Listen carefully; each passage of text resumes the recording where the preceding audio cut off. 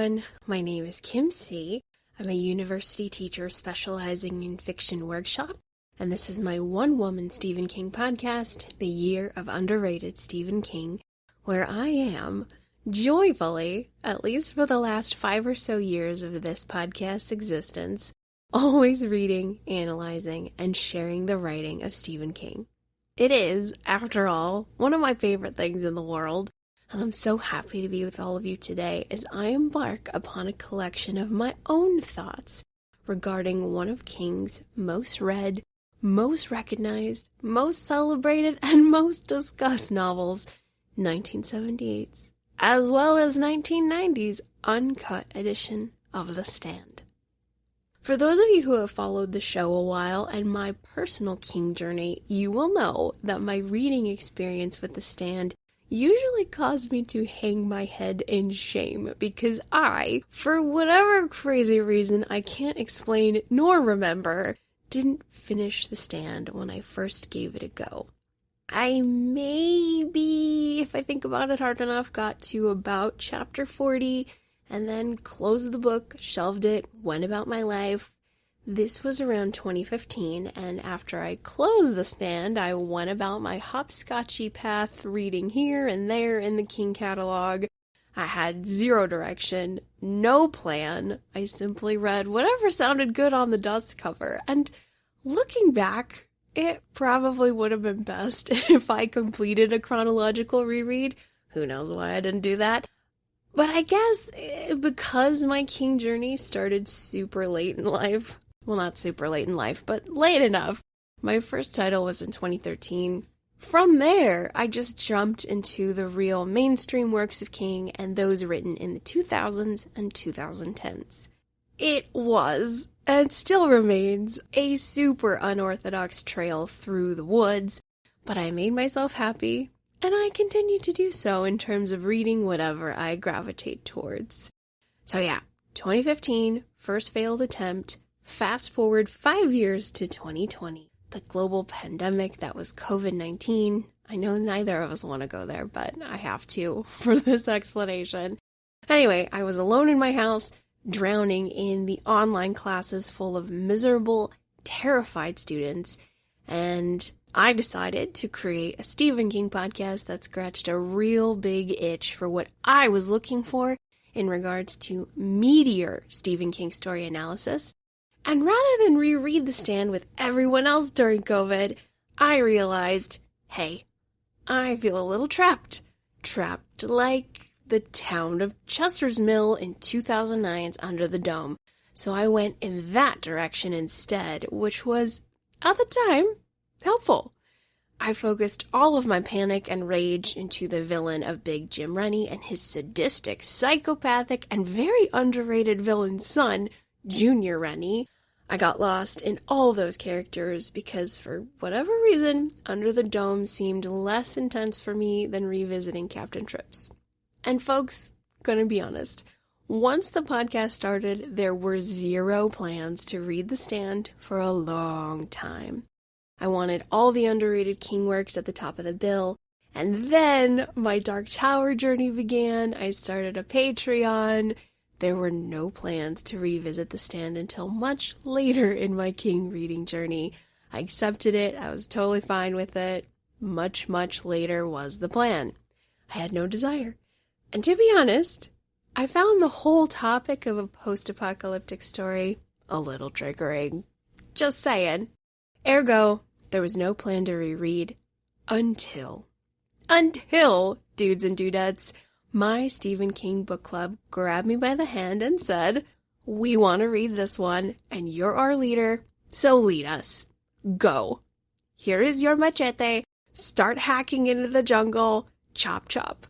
We want to go here, and you must take us. And when a dozen or so dedicated bibliophiles put their minds on something and they're unanimously fervent about it, what could I do, buddies? There was no way to say no. There was no just say no to save me. It was not an option.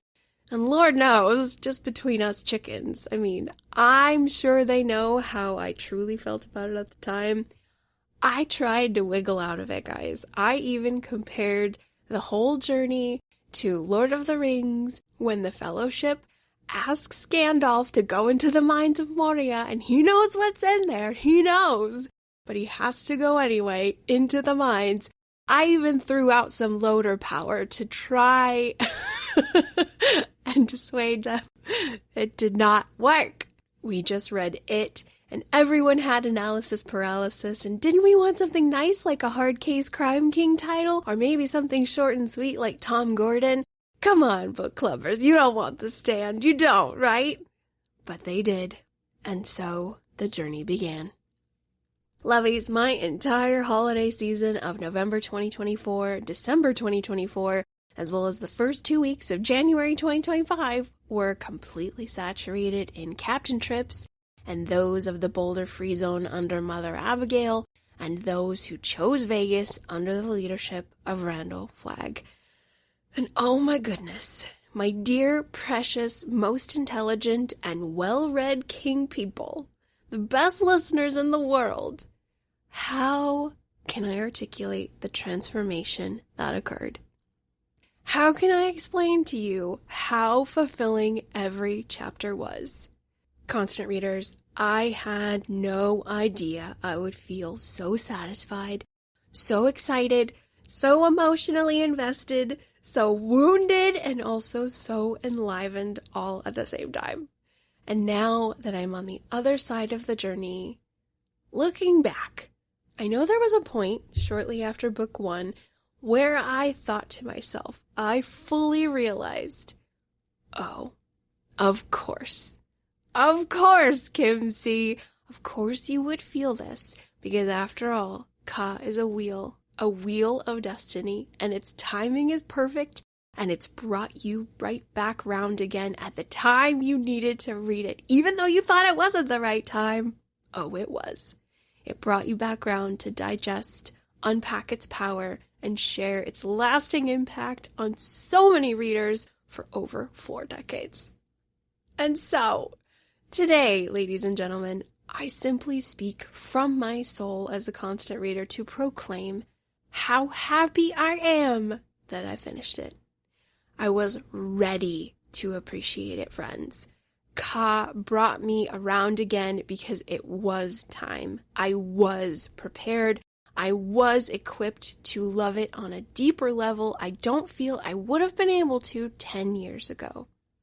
For me and my personal king reading journey, I guess I needed to age in the barrel a little bit or spend some time in the simmer pot of life to treat the story with care and caution and with an appreciative eye, and now I can proudly say I'm still on my feet. I know that so many of you out there read it at a very young age and have repeated the path many, many times and probably get something new out of it each time you revisit the story. But as my first go, I wanted to share my thoughts on this initial walk to Vegas, this first dance with these characters. Here is how this episode will work. Contrary to my normal analytical formula of strengths, what's working well, characters, criticism, questions, and final thoughts, we're going to have a chunk of everything blended together on each book. This, of course, is the intro that will be followed by what jumped out to me in book 1, book 2, and book 3. It can be characters, it can be strengths, it can be criticism, it can be other things. A nice blended smoothie of everything as it occurred in books 1, 2, and 3, followed by my final thoughts. And I would also like to talk about the 1994 miniseries directed by Mick Garris that I did rewatch following my reading. I hope to throw in some thoughts on the 2020 miniseries as well, but I'm not quite finished with that rewatch. I'm working on it as we speak. Been a little pressured for time, but my hope is to cover as much ground as possible in this singular episode on my reading of The Stand. Much like my It episode, I think we have a lot of amazing commentary on this novel. I believe the Circle Opens podcast is basically a chapter-by-chapter reading. Oh my goodness, I'm forgetting your name. I think it was Christine. She was super nice and encouraging when I first got started. Her show is incredibly thorough, and I remember loving the idea that a creator would take such a kind and considerate approach to a novel that has so many fans. And now that I've read it, it makes total sense why one would devote an entire podcast to this book. I get it completely. Anyway, there is a lot of discussion out there on this one. We're going to make this episode as full as we can with everything that needs to be said on my first read-through. This is just my opinion, my ideas, my reactions, etc. Maybe in the future, I'd love to do a revisit and observe what's changed, what are the new things I've noticed. But for right now, we're going to keep it a debrief of this first read-through.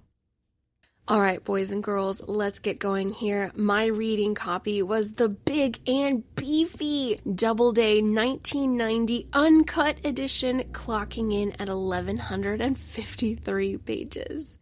Book 1 covers chapters 1 through 42 at 394 pages, followed by Book 2, which covers chapters 43 to chapter 60, with an additional 537 pages, bringing us to 931 pages collectively. And lastly, Book 3 covers chapters 61 to 78 and the final 222 pages, bringing us back round again and closing the circle of 1,153 pages, give or take, based on my incredibly poor math and my reading edition. Quick caveat emptor before we move forward. Hopefully most of us know, but if you don't know, Stephen King has directly proclaimed that this novel is a tale of dark Christianity. Literally, that's what's been said many times about this story, and because of that, we're going to be exploring some biblical allusion in the novel because I think there is a healthy amount I would like to bring to the foreground. But I know Bible stuff is tricky. Sadly, religion has harmed just as many people as it's helped, but understand, hear me well, as a scholar of religious studies, we're going to go about these comparisons like we did in my religious studies classes, which is to treat the Old and New Testaments like historical texts with geographical and anthropological roots. I am very aware these are sacred stories, and for some people out there, they only deal in absolutes. A lot of them were in my classes, and they cannot allow for any other definition that says these texts are purely holy and divine. That's what the Bible is for them. I get it. I've seen it. It's a real thing. And if that's you, please tread carefully with this episode. I, in no way, will be heading into any irreverent, disrespectful, or blasphemous territory. Absolutely not. But my Bible stuff is going to compare and contrast with history at the center. Having said all that, if you are a person of the position that Bible passages can have historical merit and also be holy, then stick with me. Or if you don't care either way, I'm happy to have you along for the ride. I'm going to have a hopefully gonna try my best light touch with the Bible stuff. I simply plan on saying, hey, this character is similar to this character in this book, whose story is this, etc. And my hope is that it doesn't ruffle too many feathers, and if it does, well, partners, is 2025, and you're reading Stephen King. Case closed. I've done all I can to be a sensible, respectful, polite host. The rest is you and you. Okay, I think we're in decent shape to continue. Coming up next are some topics exploring what jumped out to me the most in books 1, 2, and 3 of The Stand, followed by a little film chat and my final thoughts on my first read-through, such as, if I had to choose The Stand or It, which one is it going to be? Oh my god, I don't know if I can answer it, but we're going to get there, and I will have an answer. And with that, dear ones, Charlie, Sally, and baby Levon are the lone little car on the dark desert road leaving California into the unknown. The virus of Captain Trips is out, and very much alive. Let's start the show.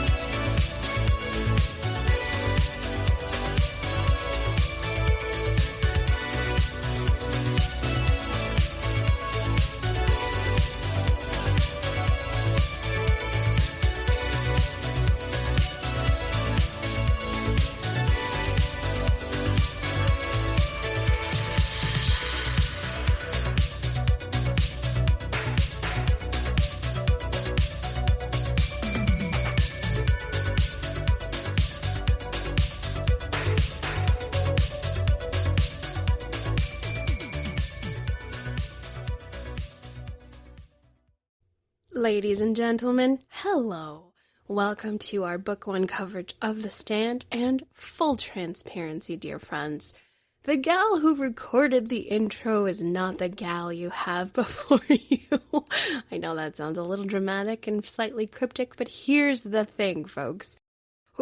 I knew the Stand episode was going to be like pushing a boulder up a hill, and it is. Buddies, this is probably the fourth time I have recorded this segment of Book One. It's been an ordeal. I've been trying for the last couple weeks to get it right. First time I wasn't pleased. It didn't have the power and might that I wanted it to have. Second time, technical difficulties. Third time, I wanted to change around the order of the categories. I don't know if I'm feeling the pressure or anxiety or, the general dread of existence in America 2025, but I've been having issues. Let's hope lucky number 4 is going to go through fine. No matter what, I appreciate all of your support, and I think it's going to go well. We've had some practice. I'm going to cover as much as I can into this Book One segment. Of course, I'm going to miss things, but we're going to put forth as much as we can to the best of my ability for this section now. Okay. I think Hap has shut the pumps off. We're ready to go. I also forgot to mention in the introduction that this is going to be spoiler heavy, ladies and gentlemen. So if you haven't read The Stand, well, you need to do your homework and circle back and enjoy this episode. But if you don't care about spoilers, I'm not going to kick you out, so I'm happy to have you stay with me if you're okay with that. But just a heads up, spoilers galore. I have for you today 5 categories that we're going to be exploring, covering what jumped out at me in Book One. So let's explore with our very first category, the subtle and sophisticated virus. Okay, sweethearts, we must first kick off Book One with my experience as a fiction teacher. Because one of the first things I noticed when I began my Stand reading is how subtle and sophisticated King's hand is with this whole virus thing. Over the years, I have probably read easily 50 to 80 sci-fi virus thriller drafts that my students have cooked up, and all of them, absolutely all of them, start the exact same way. They are so excited to tell me all the things about this virus. Contagion X2619 was developed in this secret government facility on the outskirts of Belgium. And when it is ingested into the human body, you will bleed out your eyes and you will vomit up your entrails. And within 72 hours, you're going to become an oozing pustule of human puddle. And then they continue to go on and on and on about who created the virus, how was it funded, how did it get out, a true government espionage thriller. And what we don't have with The Stand, ladies and gentlemen, is that. Wow, what we have is character forward with a mystery of what exactly Captain Trips is. The sci-fi terror is subtle, slow, and very minimal. And what an enjoyment, friends. From chapters 1 to chapter 19, it's mostly an exploration of our characters. I'm going to dive more into that in our second section. Granted, the novel does kick off with the Campion family.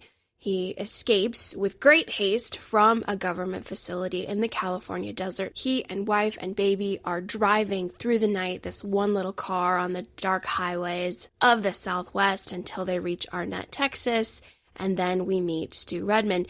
But throughout book 1, the sci-fi terror carrot that King could have taken hold of and really, really squeezed all the juice out of it, he really doesn't. It's so in the background. The details of Captain Trips are a little bit on the gory side, of course. We do eventually get word that this is a cold/flu that advances to some oozing orifices and the throat gets really black and bloated and essentially you choke on your own phlegm. But so do pneumonia patients. It's not that gory.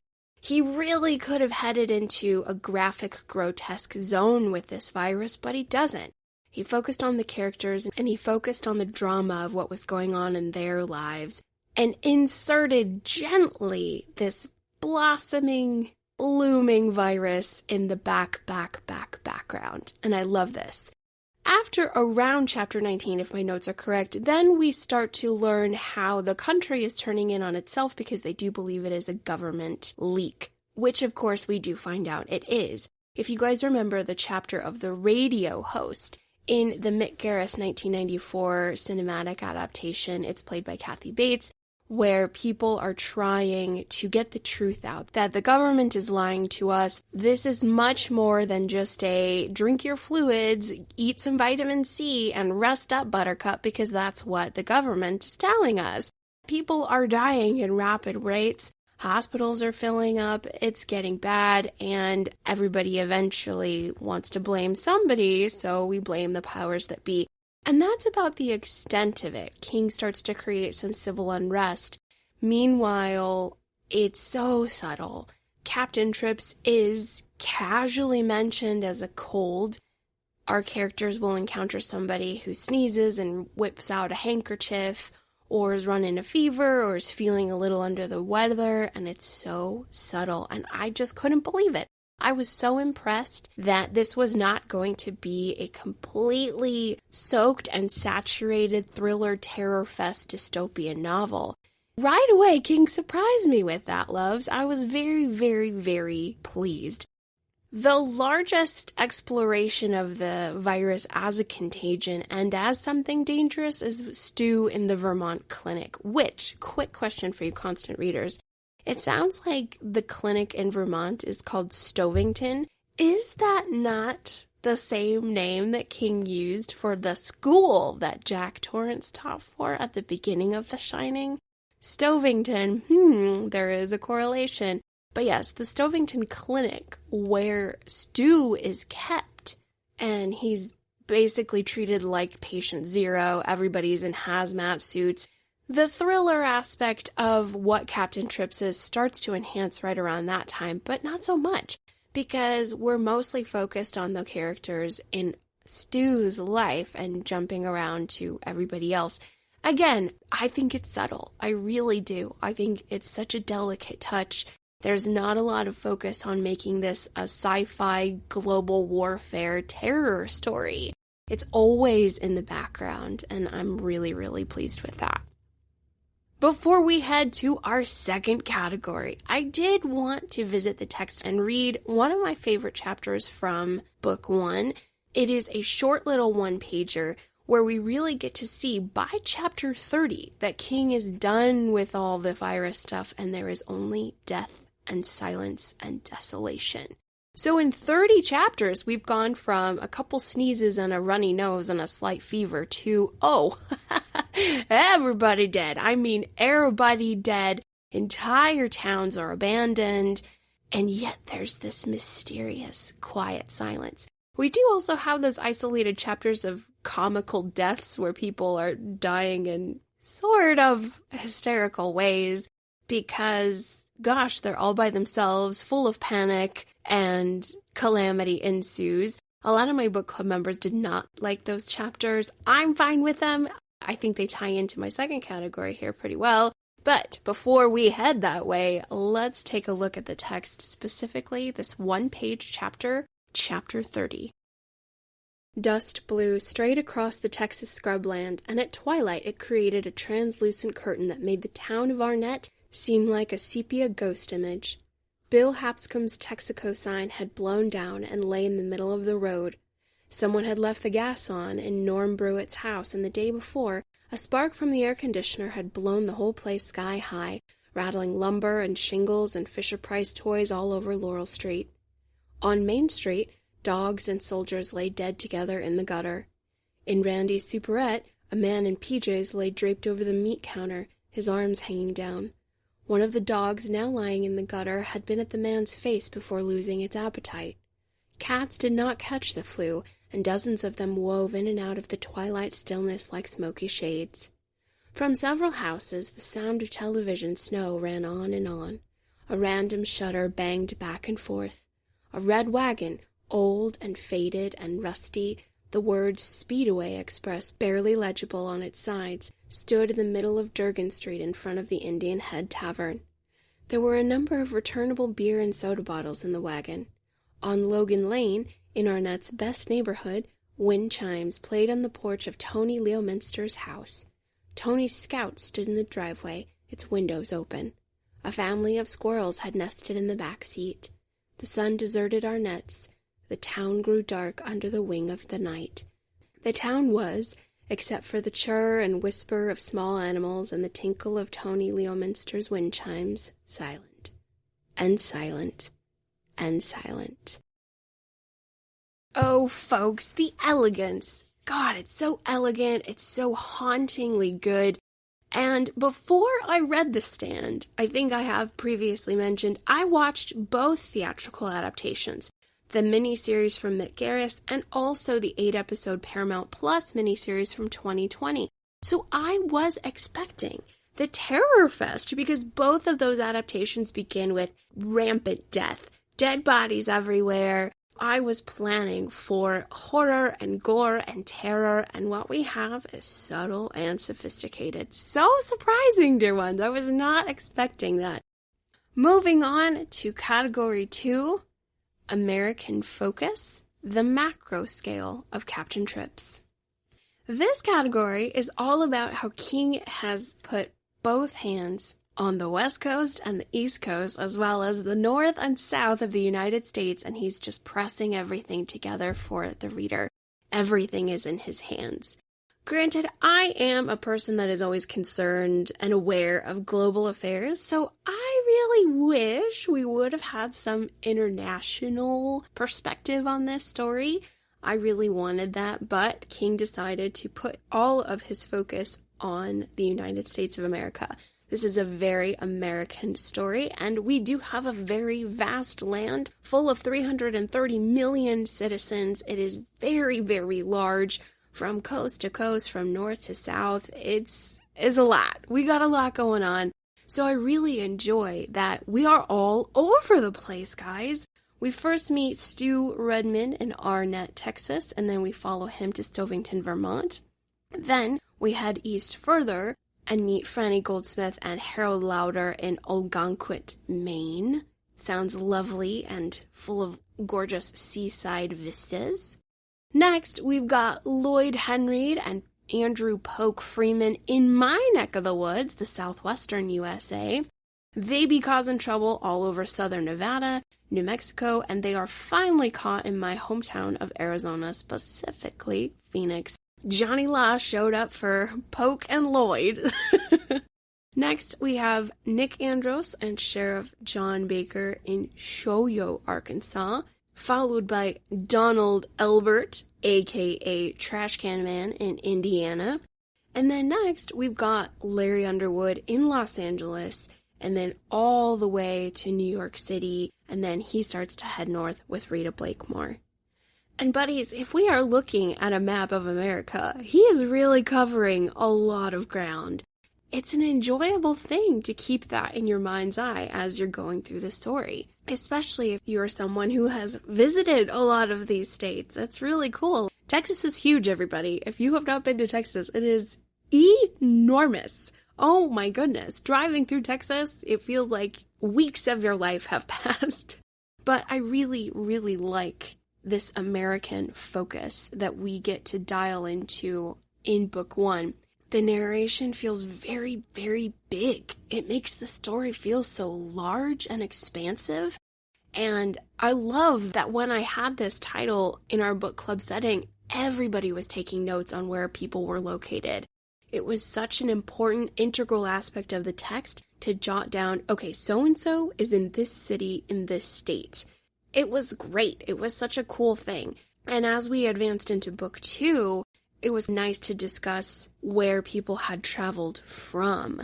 So the movement of everybody was also enjoyable. So yes, I would have really liked if we would have got any indication of what was happening in Europe, in South America, Asia, in Australia. I would have loved that. Any scene with a radio transmitter. Because we do learn later on in book 3, there have been rumblings that South America is most likely completely abandoned, and there are a few people from Vegas who want to go down there. They want to escape Flagg and start a new life down in Mexico and beyond, Panama, Chile, Argentina, anywheres. And so the fact that that was mentioned, I was so hungry for more. I really would have loved a global novel, but it's okay. This is King's American focus. This is a very American story. And at this point, in the chapters comprising book 1, it felt very hefty and big and so epic. Very similar to A Song of Ice and Fire or Lord of the Rings, where there's just maps and lands and territories and oceans. And so it all feels very familiar if you are an American and you have an idea, okay, if I'm in Arizona, and then I'm talking about Franny and Harold in Maine. Okay, that's thousands upon thousands of miles, and it's minimum 3 days by car. Minimum. If you're making as many stops as I would like to make. I'm not the best car traveler. 8 hours and I want to stop for the day. I'm the worst, which is why I need to go by plane with a ton of Xanax. Moving on, guys, from American Focus. Category 3. Let's get into it. This is called Meet Randall Flagg. I think this is just a happy coincidence, but chapter 23 is where we meet Randall Flagg, aka the Walking Dude. And for those of you guys who know about spooky numbers, if you divide the number 2 by the number 3, you get 66666, seemingly forever.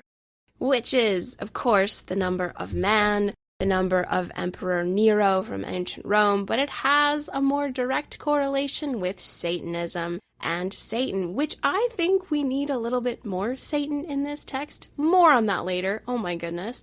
But for now, we've got the Walking Dude. And here's what we find out about Mr. Randall Flagg in this relatively short chapter. It's not very long, about 5 or 6 pages, and we get the idea that Flagg, head to toe in denim and buttons and boots, is just walking calmly in the dark of night up and down these abandoned highways. What we also learn is that he is someone who incarnates here on Earth without a lot of memory from his past lives, but he does possess these vague moments of the past.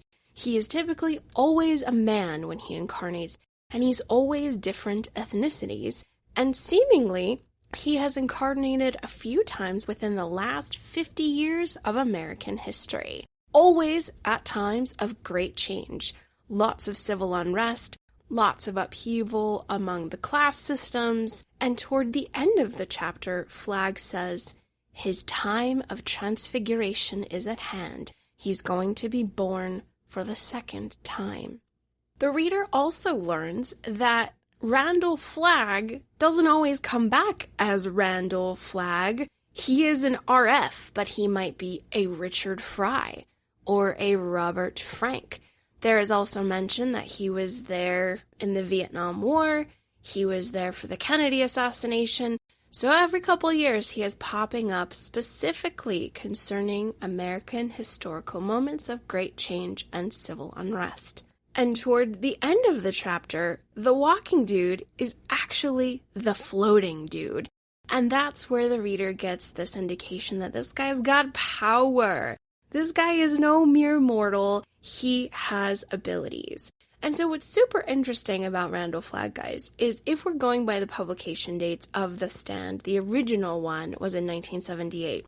Technically speaking, I don't believe readers of King had met him quite yet. I could be wrong on this, please correct me if I'm wrong, because we have 1984's Eyes of the Dragon, where we meet Flagg, same spelling, the magician, who has been in the kingdom of Delane for hundreds of years. He is seemingly immortal, always changing his face over time, but the goal is the same. He wants power. He wants to influence those in power to give him power so he can control and have influence and basically destroy. The goal of Flagg is always the same goal of many demons, dear ones. Destruction, destruction, destruction. Specifically, humanity. Because if we are following the demonologist handbook, I don't have a copy. If anybody knows anybody at the Catholic Church, let me know. But the demonology handbook says, if you harm humanity, you harm the divine. That's the goal. Speaking of biblical things, we've got some biblical allusion concerning Randall Flagg. One thing that is very, very clear in chapter 23, everyone, is that Randall Flagg is definitely not human. He's a demon. He is a demon named Legion. Legion is a many-faced demon who first made his appearance on the scene in the New Testament, specifically in the Gospel of Mark, chapter 5. But throughout the novel, Flagg is referred to as Legion multiple times. The first mention of it is here in chapter 23. It pops up later on in the Boulder Free Zone amongst those in the community leadership. I think specifically when Tom is being hypnotized to become a spy, and it is God's Tom that is speaking. Legion is mentioned there, and in book 3 with Glenn Bateman, he also mentions that Randall Flagg is Legion. Legion is everywhere, guys. I need us to gel with this. I need you to cement it into everything you have. Your perception of Randall Flagg needs to be as follows. He is the demon Legion, a many-faced demon who changes faces throughout time. For this recording, I spent a little bit of time in the Gospel of Mark, chapter 5. That is in the New Testament, also known as the New Covenant. You might have heard that Old Testament God is a little bit mean and vengeful and a little violent. It's true. But the New Testament, it's a little different. Jesus is roaming around, healing people, performing miracles. Anyway, in Mark chapter 5, Jesus is doing just that. He's on the scene, walking around, very nomadic life, headed into town, and there's this guy who's going through it, and he walks right up to Jesus because ancient Mediterranean times, a reputation would pretty much build around anybody who was performing miracles of that day, so he was a popular guy. Anyway, this guy who is possessed, and he goes up to Jesus, and Jesus looks at him and doesn't even really acknowledge him, but he asks the demons inside this man, "What's your name?" And that's where it is said, "Our name is Legion, for we are many." And here's where it gets a little cool, guys. Here's where I forgot. It's definitely been a hot minute since I spent some time in the New Testament since I was in school, but I forgot this part of the story. Legion the demon then asks Jesus to cast us into the pigs. So that wasn't Jesus's idea. Legion asks Jesus. So clearly, Legion knows I'm going to be cast out of my host. I'm not going to be able to survive outside of the host, so I might as well dip on out of here into some other living vessel. So Legion says, cast us into the pigs, and Jesus does just that. He cast them into a little group of pigs that were not too far away, and once the pigs receive the spirits, plural, of Legion, the pigs quickly run off of a cliff into the sea. Here's another Constant Reader tie-in. As you all know, I'm incredibly passionate about the 1999 Stephen King miniseries Storm of the Century, which takes place on Little Tall Island. And guess what? The character, aka Big Bad, of Storm of the Century, his name is Andre Lanoge. Later on in the film, they play with the letters of Lanoge, and what do we get? We get Legion. We have a demon with many faces, incarnating throughout time. And Legion asks the people of Little Tall Island, give me what I want and I'll go away. Meanwhile, the people of Little Tall Island all have a dream that they are walking into the sea 2 by 2. Interesting stuff. Lots of biblical allusion in the work of Stephen King, which is why I'm nerding out as hard as I do. But yes, everybody, that is our introduction to Flagg the Walking Dude, and we are actually going to take a look at Flagg in every single book part, because we just gotta.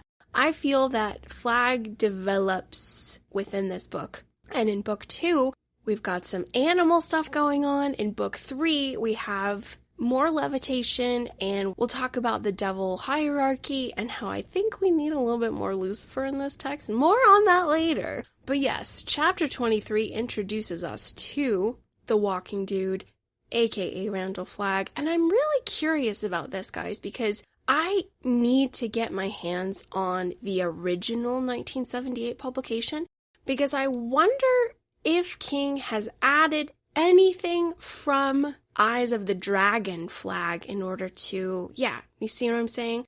So I'm very, very, very curious going forward.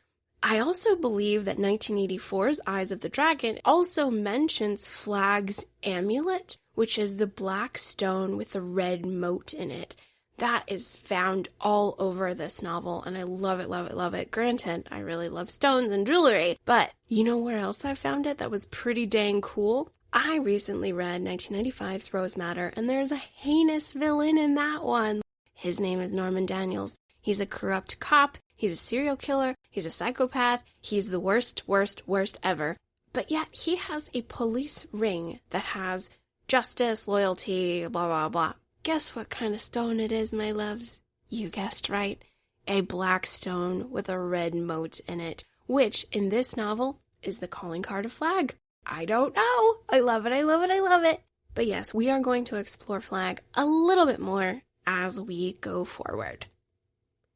Category number 4, the black and white chess pieces. In the game of chess, I believe, granted, I am a terrible chess player. I know the rules, but I'm just terrible at the game. But I do know that white always moves first. Pretty sure. But it looks like with the stand, black moves first, specifically in chapter 39 with Flagg and Lloyd in the jail. That is our first chess move in book 1, everybody. So what I love is by the time we get to chapter 30, that little bird's eye view of a desolate town full of death, then King starts to say, listen, listen, listen. You thought this book was going to be about a virus killing everybody. That was only a tiny part of it, reader. In chapter 39, we have that first chess move. It's followed shortly after by Nick's dream of the corn. Then we get Mother Abigail's chess move, and seemingly we have in the chapter after that Larry's visitation of something unsettling, which is alluded to be the arm of Flagg. So toward the end of book 1, the chess moves.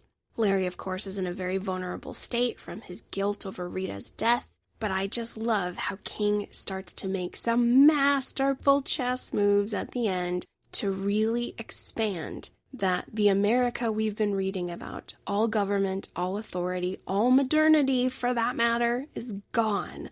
The slate is wiped clean, and now insert the chess moves of the dark and the light for a greater purpose that we're not yet aware of. Black moves first when Flagg comes to visit Lloyd. Lloyd is having a time. He is starving to death. Everybody in the jail cell is dead. And Flagg says to him, well, let's get on out of there, buddy. Come be my right hand, and I will give you power and authority and influence. Be, not exactly literally, but the right hand of a devil. Let me elevate you from that ditch you're in. You are almost dead. Let me make you a king. Let me make you a prince of this new world. And it is so good, guys. It's just, it's eerie. And that's where we see Black make the first move. Mother Abigail's move through Nick's dream, much more subtle, which is why book 2 opens so beautifully with Mother Abigail. Oh my God! I'm biting off a little bit more than I can chew. I gotta pace myself as we head into book 2. But yes, the black and white chess moves toward the end of book 1 really got me so excited to see King's plan in motion. By chapter 30, everything we know about a modern America of 1990 is all done and gone. And now let's zero in with what he's doing. The Dark Man is going to be making moves and collecting his people, collecting those who are called. He's going to start calling them, reaping them, bringing them to him. And we don't yet know the white side yet, but eventually we do. And it is so beautiful.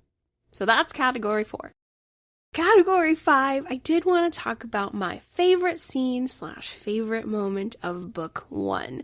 There were a couple that I wrote down because of course I couldn't just pick one. A scene that I super duper liked is of course when Larry and Rita are escaping Manhattan. When Larry specifically is leaving through the Manhattan Tunnel. Oh, it really is something spectacular, guys. It is so frightening. The claustrophobia, the death, the darkness, man, it's chilling. But it is not the one I will crown. My favorite moment of book 1 is where Franny Goldsmith buries her father. Oh my gosh, guys. Hopefully I can make it through this without getting misty-eyed. I just love this so much. I feel King did such a beautiful job completing the first rule of fiction, showing versus telling. How do you know that Franny loves her father? He showed us. Franny, of course, is a fantastic character. She's so progressive and strong, and she has this lovely bond with her father. Their dialogue indicates it is so genuine and special. And so when he dies from Captain Trips, what does she do? She puts him in a dress shirt and jacket. She pins his military medals to the lapel. She lovingly, to the best of her ability, wraps him up, drags him down the stairs. Mind you, she is a couple weeks pregnant. She digs a deep hole in the backyard, hours upon hours upon hours of digging, lays him to rest, reburies the hole. She's exhausted, she's covered in sweat and filth and grime and sadness. Just the act itself is so powerful, and I loved it, guys. It's a scene I think about when I think about book 1. I just loved the hell out of it. And talking with my book club about that scene, I think it was very poignant, and many people got a little verklempt when we're talking about it. Our voice caught. I think it is a beautiful thing, especially if you are a daughter who has a good dad. It is so special. If you have a positive male role model in your life, what an incredible way to honor them. And I just love it so much. It was one of those King heart punches that is in no way shocking or malicious. It's just tender and real and strong and special. Can't get over it, everybody. Favorite scene / chapter is when Franny buries her father. All right, everybody, I've been blabbing quite a bit. I think this recording will be a success, but before we head out to book 2, let's recap. Category number 1, the subtle and sophisticated virus. Chapters 1 through 19 are the bulk of it, and by chapter 30, all is silent. Number 2, American focus, the macro scale of Captain Trips. Number 3, meet Randall Flagg, aka the Walking Dude from chapter 23. Number 4, the black and white chess pieces. And number 5, favorite scene, favorite moment, Fanny buries her father. Okay, ladies and gentlemen, my sweet, precious listeners, we've arrived in Boulder, and I really want to go meet Mother Abigail. I hear she is receiving guests, and I need to meet the woman I've been dreaming about these few challenging weeks. So let's head to meet the prophet of this new world, and I'll see you in the next section.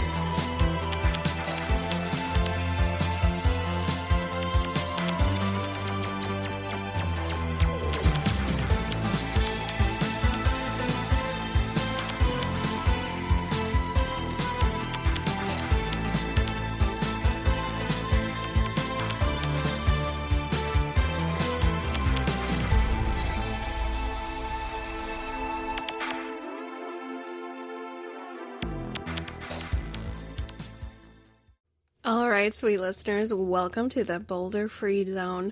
Let's begin our coverage exploring Book 2 of The Stand, and I've got 5 categories for you. Our first category is called Chapter 45, Has My Heart Loved Till Now? Okay, everybody, I cannot express just how joyful and excited I was when I read Chapter 45 for the first time.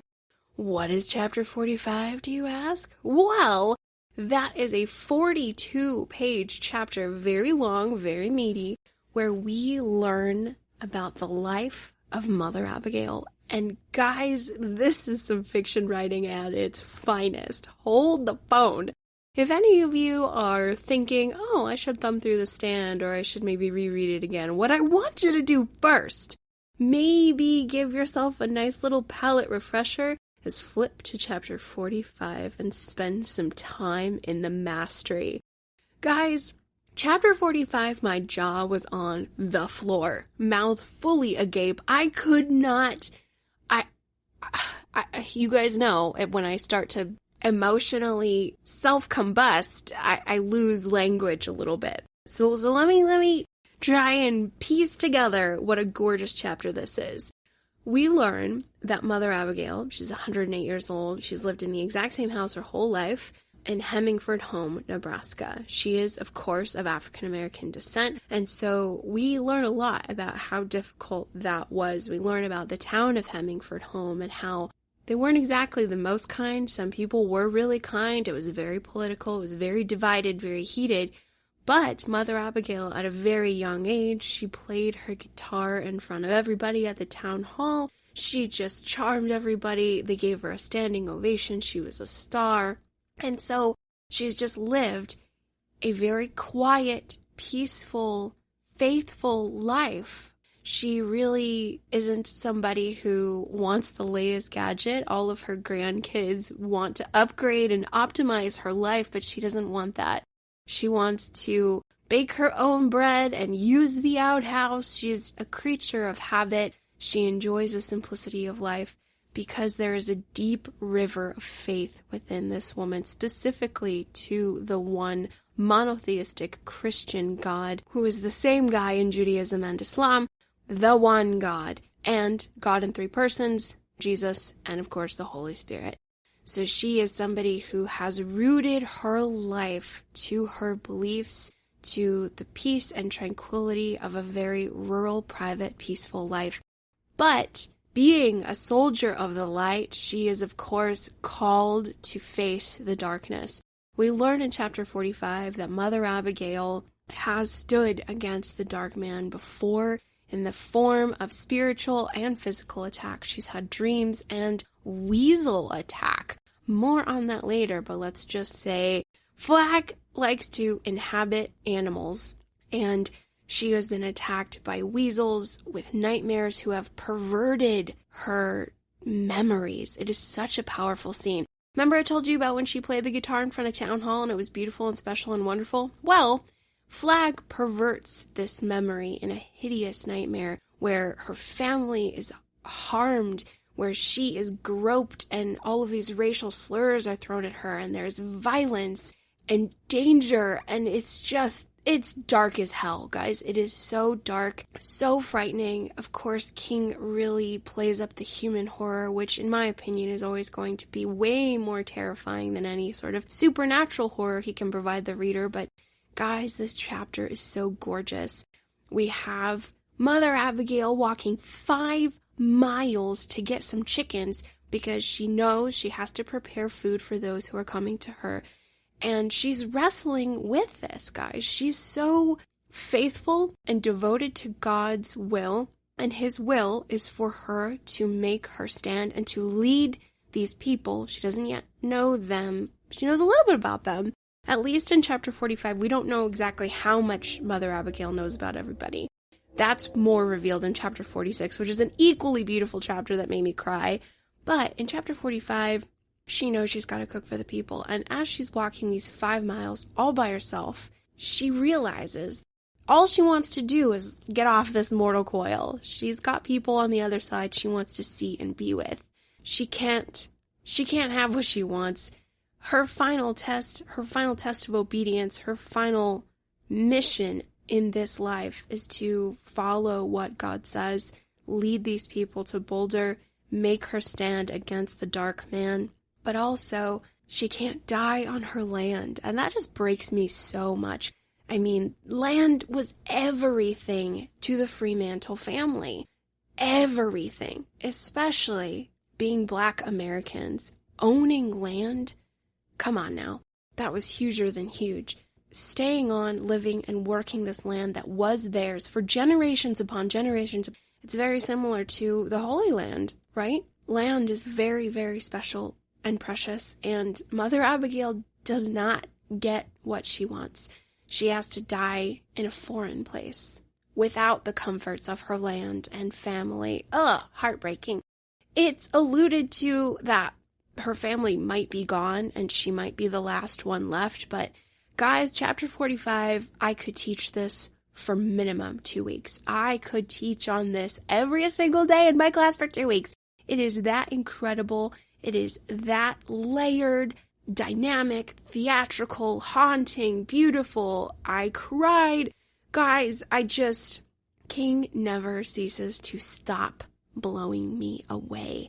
And chapter 45 is one that I'm just shaking my head completely dumbfounded with how he does this. As I mentioned in the previous section, we've got the black and white chess moves, and this is a huge chess move here, because we start to see here is the light side. Here is this woman that is going to guide those she has called to her. This is who we are trusting. This is who God is working through and speaking through, moving through to advance the rest of this story, which is going to be a face-off against evil. It's incredible. We, of course, have endless praise for chapter 45, but let us move on to category number 2, which is pretty beefy, and I call it the macro to the micro, the symbol of the Boulder Free Zone. As we mentioned in book 1, we have such a huge, expansive, American-centered story where all of America is in our sights, right? Every state in the Union is getting a little bit of screen time for the most part. And then book 2, we shrink from the macro and funnel down smaller to the micro. And suddenly everybody is in one city. We, of course, have chapter 46, where a large amount of those following the light, called by the light, meet Mother Abigail in Hemingford Home, Nebraska, and then they take her to Boulder, Colorado. And I thought to myself, why Boulder, Colorado? Is it something to do with the Rockies? I mean, I know that is part of it. Colorado has high elevation, very mountainous. It isn't the first king tale we have in Colorado. I believe north of Denver, 2 hours, that's where we get where the Stanley Hotel is, up in the fictional Sidewinder. But anyway, I was thinking about the symbol of the boulder. Why a boulder? A boulder's a giant rock. Well, we've got some biblical allusion. I don't know if it necessarily applies, but let's throw it out there. We shall head to the book of Matthew, New Testament, chapter 16, verse 18, where it is said, "Upon this rock I shall build my church, and the gates of hell shall not prevail against it." So, this is a layered verse, ladies and gentlemen. What is the rock? Some theologians think it's literally Peter, one of the disciples. He's the one who denied Christ 3 times, but he has a really good comeback story. Peter goes on to be an amazing minister of the gospel. He travels to Rome, where he's ultimately executed upside down. But Peter is the vicar of Christ, and that's where we get the papacy, also known as the Catholic Church. And in Greek, Peter means Petros, meaning rock, meaning papal succession or Peter's confession of faith. But other theologians argue, no, it doesn't mean that Peter is the rock. It means Jesus is the rock, his ministry, the church. So those interpretations caused, thousands of years of fighting. But yes, it's a highly interpreted verse. What is the rock? Some people think it's Peter. Other people think it's the church, that Jesus is the rock. Right away, everybody, I think King wants the reader to see that God, or the light, or the forces of good are working in the community of Boulder. Because who do we have there? Mother Abigail is, of course, the totem for all of those who arrive. They've all seen her in dreams. They've felt this warm, maternal, loving presence. The corn envelops them into almost a soulful embrace. They feel cared for and protected and nurtured and loved. In Boulder, they're singing the national anthem. They're sharing warmth, togetherness. They are trying to acquire doctors, and the focus is on communal health, caring for one another. They're trying to get the electricity on. Everybody is coming together and working for a common good in Boulder. And so that is, I believe, what King is trying to show the reader, that the forces of good are doing something with this community. There is love here. In Book 3, we will find out that not all places have this kind of love, specifically those a couple 100 miles west. But yes, everybody in Boulder, for the most part, is pitching in, working together, trying to be of service, building a town, building community. And that's where light and goodness are, when you're caring for your neighbor, when you're loving your brother, looking after him or her. That's the foundation of goodness, guys. There are, of course, a few worms in the apple with the characters of Nadine and Harold, but if we think about it, they technically were never supposed to be in Boulder anyway. I don't know that Harold was so much called. Nadine, we know for a fact, was not called. She just followed Larry. They weren't supposed to be in Boulder. They should have gone to Vegas from the get-go. Plot twist there. But Boulder is also a symbol for another biblical allusion from the book of Matthew once more, the city on a hill. In this verse, the Bible says, the city on the hill will be a shining light, a beacon for all. So Boulder is the blueprint. Boulder is the model for the new world, to be a community focused on love and togetherness and health and all of those warm, fuzzy things. Toward the end, we realize that, guess what? Man is imperfect. Man will continue to make mistakes again and again and again. And so we are going to have that battle, good versus evil, forever, because man will not change. Mankind is imperfect.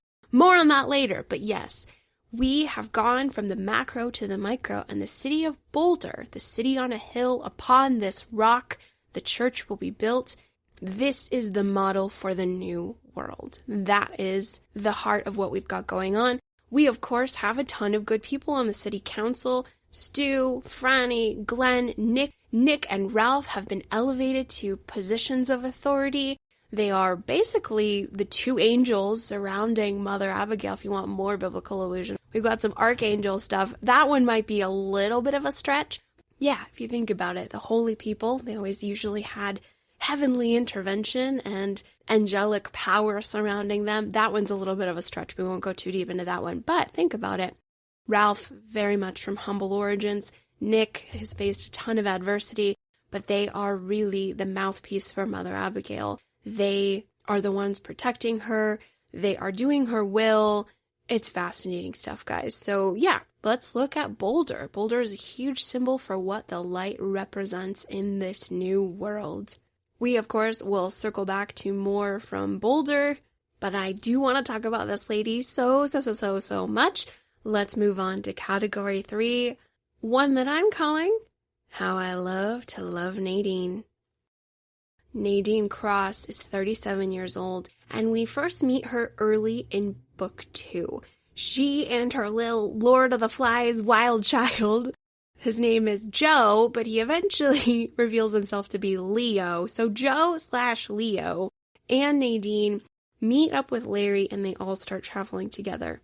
And shortly after we have these moments with these characters, it becomes very clear to the reader that Nadine is not dreaming of Mother Abigail, and she's pretty guarded about who she's dreaming about.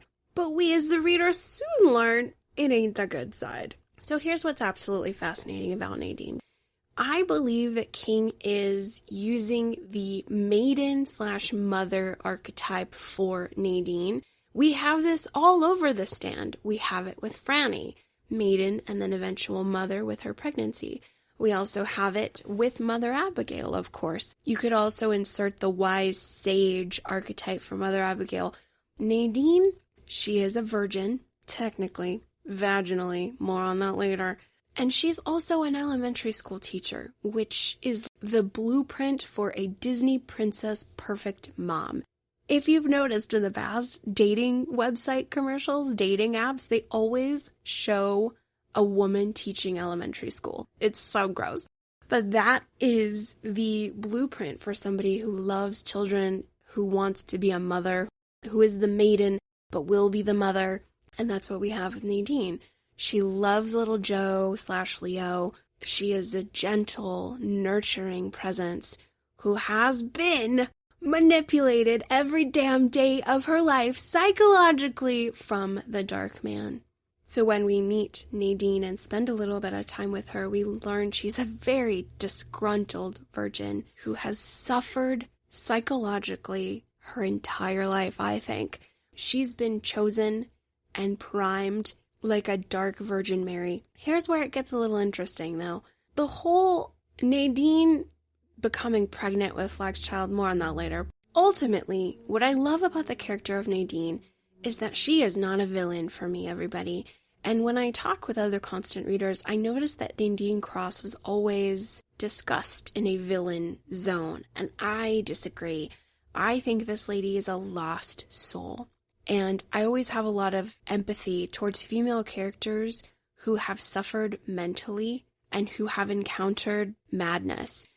Nadine can't tell anybody about what Flagg's been doing to her. She has no idea why she's been set aside for this mission to be his dark bride and the mother of his offspring or what have you, or the fact that she can't have sex with the boys she wants, that she can only go so far. And so for 37 years, at least all of her sexually developed years, she's in this tumultuous nightmare of wanting to explore her sexuality, and she can't. And he just doubles down with madness and manipulation and confusion. Her hair is turning white, giant chunks of it, from what I believe is mental stress. And I always have a lot of empathy for a female character who is experiencing madness. And that's what Flagg is.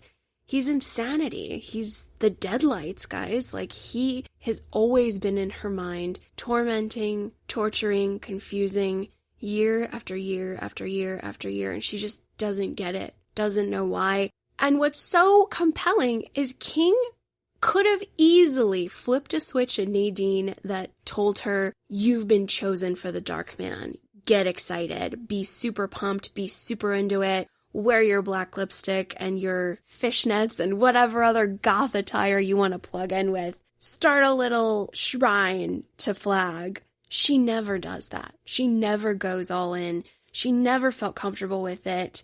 She never decided on Vegas. She was always torn, always confused, always conflicted, likes Larry, loves Larry, can't let Larry get too close, can't let anybody in Boulder get too close, torn and tormented until, it gets even worse, because then Flagg pimps her out to the gross incel that is Harold Lauder.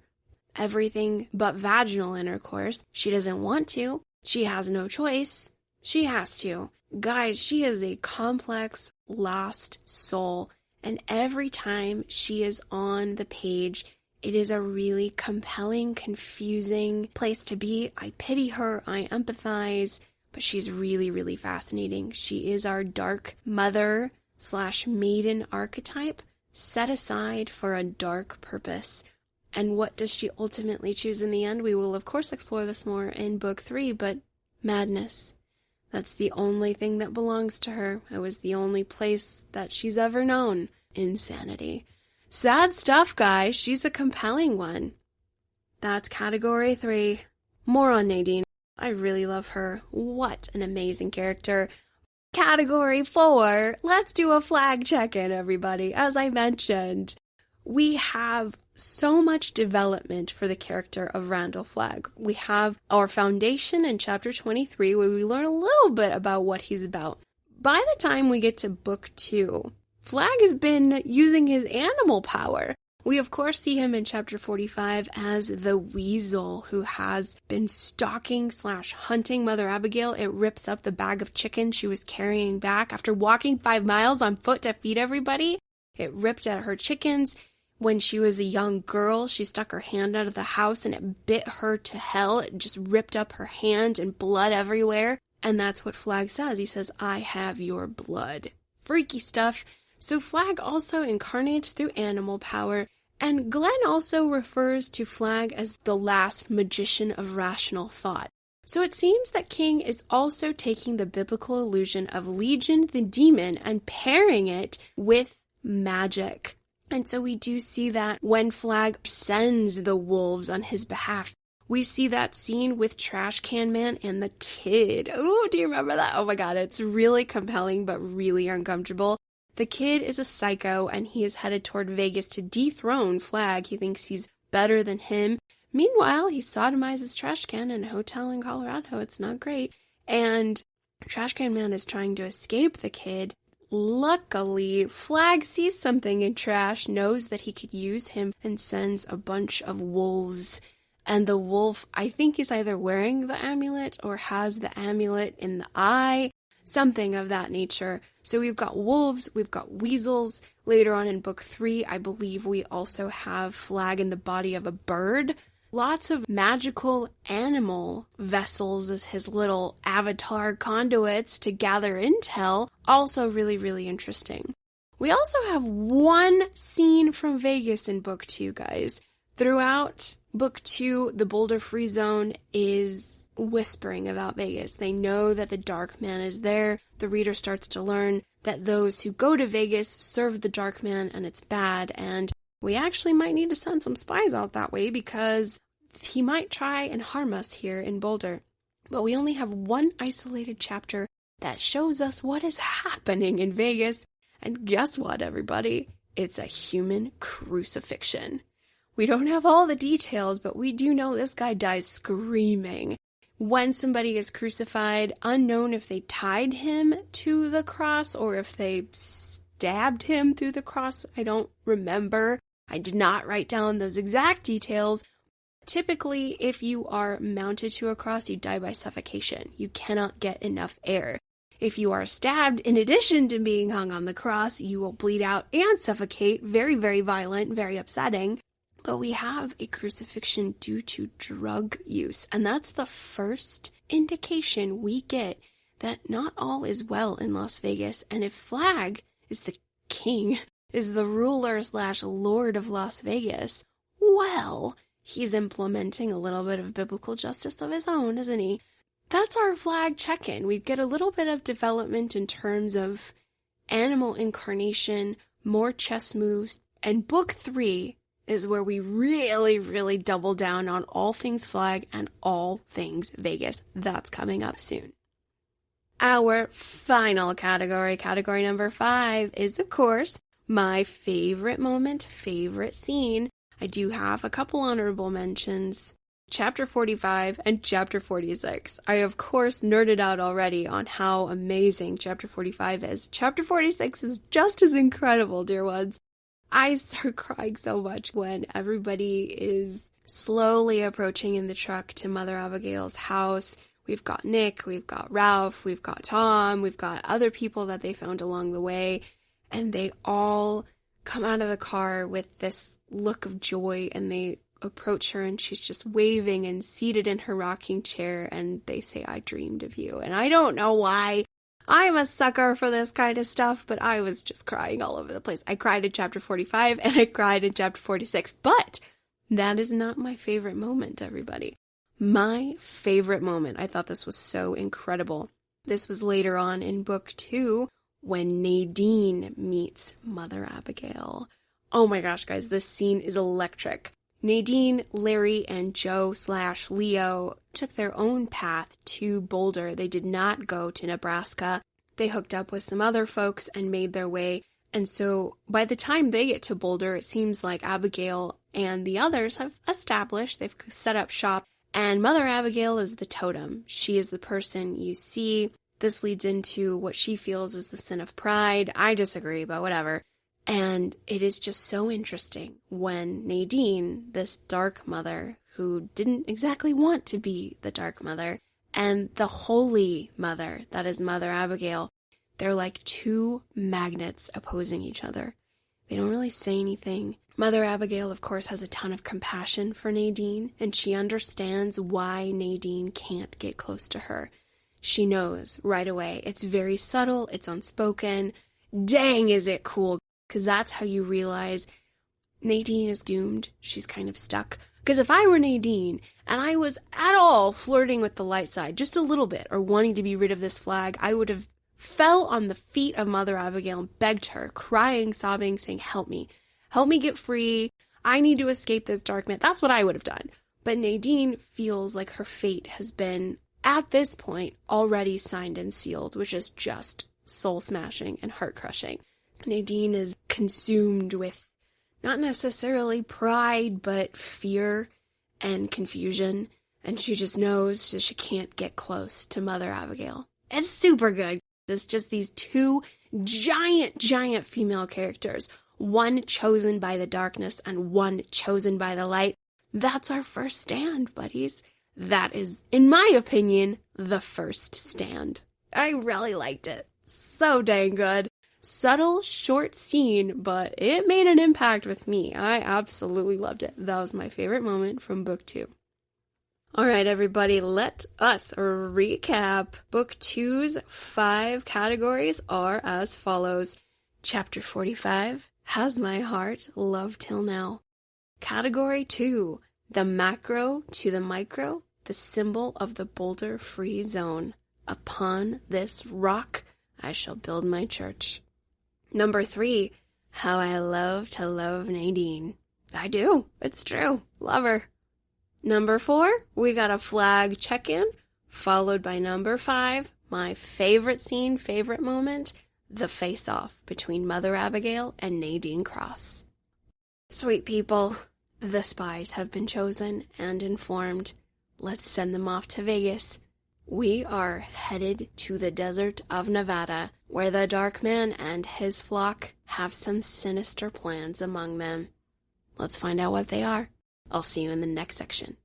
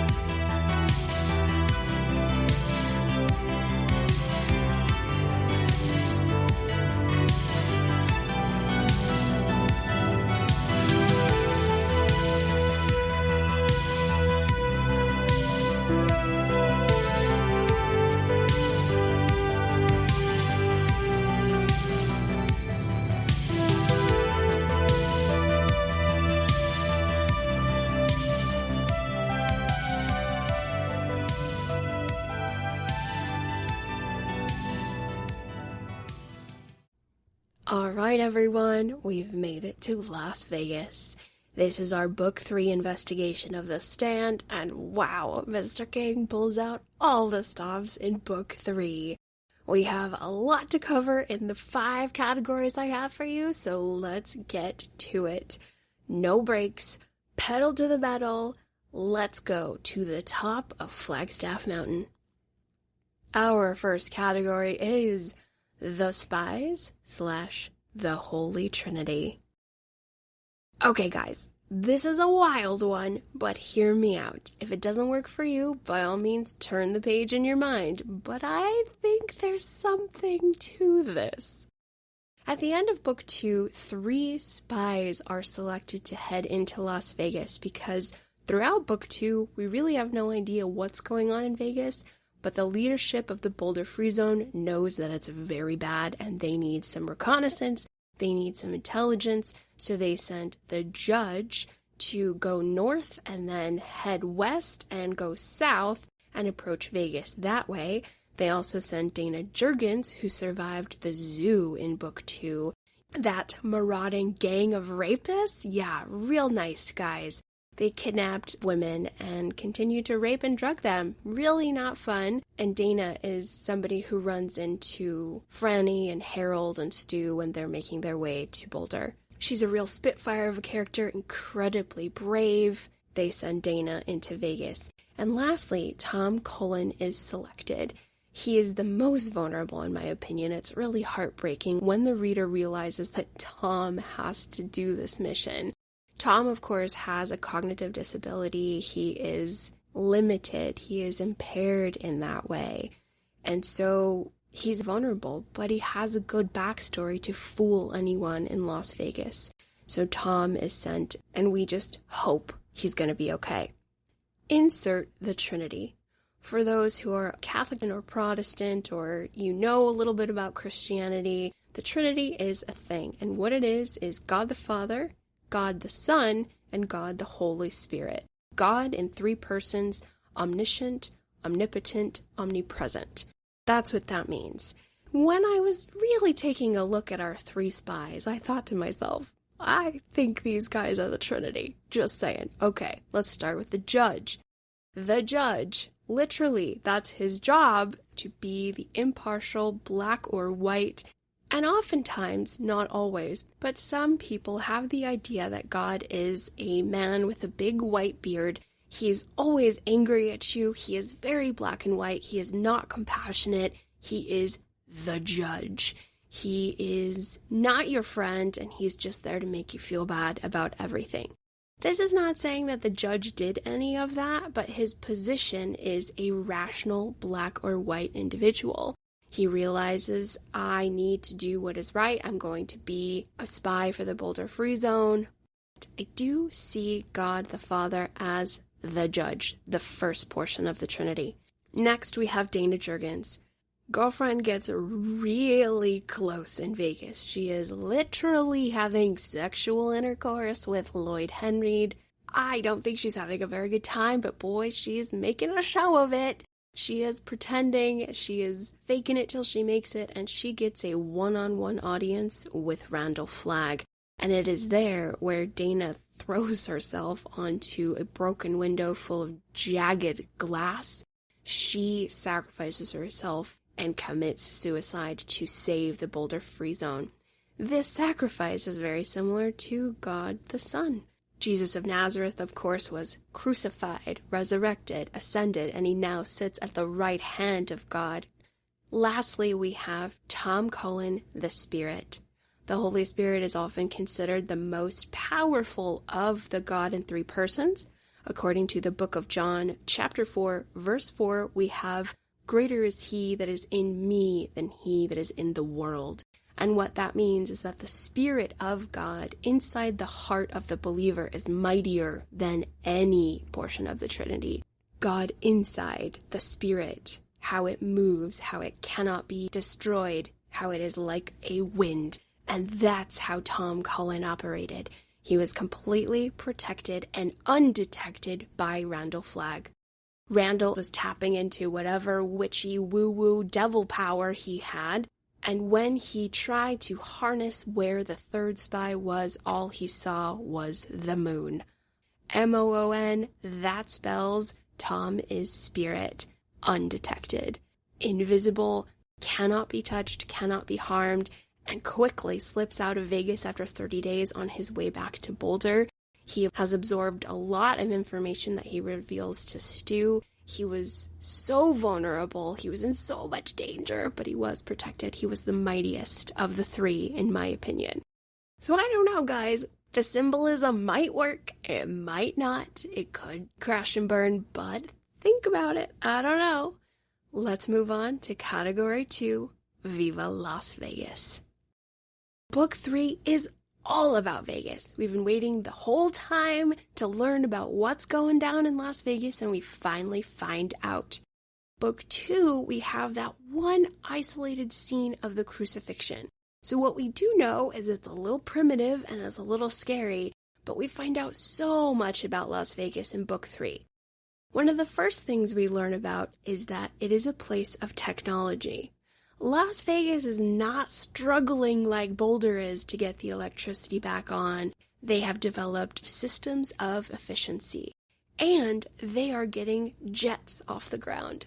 And attached to those jets are missiles, with the sole intention of bombing the city of Boulder right out of existence. So there is a sinister plot using technology and technological advancement as a weapon. I don't have too many concrete details about what other technical advancements they were working with aside from the jets. I might need to do a little bit more research on that, but it is there. Flagg has attracted those who can advance science for sinister gains, which that kind of tracks, doesn't it, ladies and gentlemen? The next aspect of Las Vegas life is a subcategory I'm calling Jailbait and Daisy Dukes. What this means is we quickly learn that Julie Lowry made it to Vegas, and some of the gals she's chit-chatting with are in short shorts, which I'm not knocking anybody's wardrobe. It looks like they're having a lot of sex. Rampant sex. But in addition to that, it seems like the women of Las Vegas are all given traditional roles such as mother. Even if you've birthed children, doesn't matter, you're going to be the children's mother. In some of the scenes, it appears as though all women take care of children no matter what. They rotate in and out. The kids have multiple mothers, to where we have a scene where a child is asked, "Who's your mother this week?" It doesn't seem like there's a lot of egalitarian practices going on in Las Vegas. The women have no clothes on. Doesn't matter if they are of consenting age. They are scantily clad, which I get it. This is a fantasy, and it seems like assuming a male-dominated society. So the women are dressed to attract men, and it seems like there's a lot of free love going on. And I believe there's a lot of free love going on in Boulder as well, but it's a little different in Las Vegas, right? More on that in a second. So Jailbait and Daisy Dukes, we've got young, hot girls barely wearing any clothes. They are taking care of kids, and anytime anybody wants to have sex with them, they're having sex. Lots of polyamory going on. So that is something we learn about the Las Vegas life. My third subcategory is conservative police state ? So in addition to all this free sex, we also have a lot of control, guns, hierarchy, and organization. Very, very, very police state. This is really reading like the Gestapo, guys.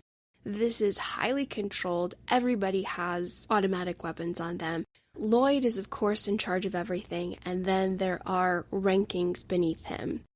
I don't know a lot about the military, but getting a higher ranking is a thing, and I believe we have that military system plugged in here in Las Vegas. Circling back to the crucifixion scene, that guy was crucified for drug use. So it looks like nobody's smoking the devil's lettuce here in Las Vegas, which is a shame. I mean, if it was the end of the world, I can't wait to do drugs daily, but but nobody's allowed to do that. Smoking cigarettes, any sort of drug use. God, you might be bashed in the head for taking a Tylenol. I don't know. This is a wild world based on control and fear. And that's what we start to learn about in terms of the Las Vegas community. This is not a place where you get to just be yourself and sit out a lawn chair outside of the hotel and hang out. No, rigidity, military, police state. My fourth subcategory, the Roman Colosseum and the Lions of MGM Grand. Lots of allusion to ancient Rome. We hear a lot about Rome all over the Bible, but especially in the first century church. In the first 60 years after Jesus' crucifixion, resurrection, and ascension, we have the first century church getting up off the ground where the Apostle Paul is writing to churches, traveling. They are proselytizing this new covenant.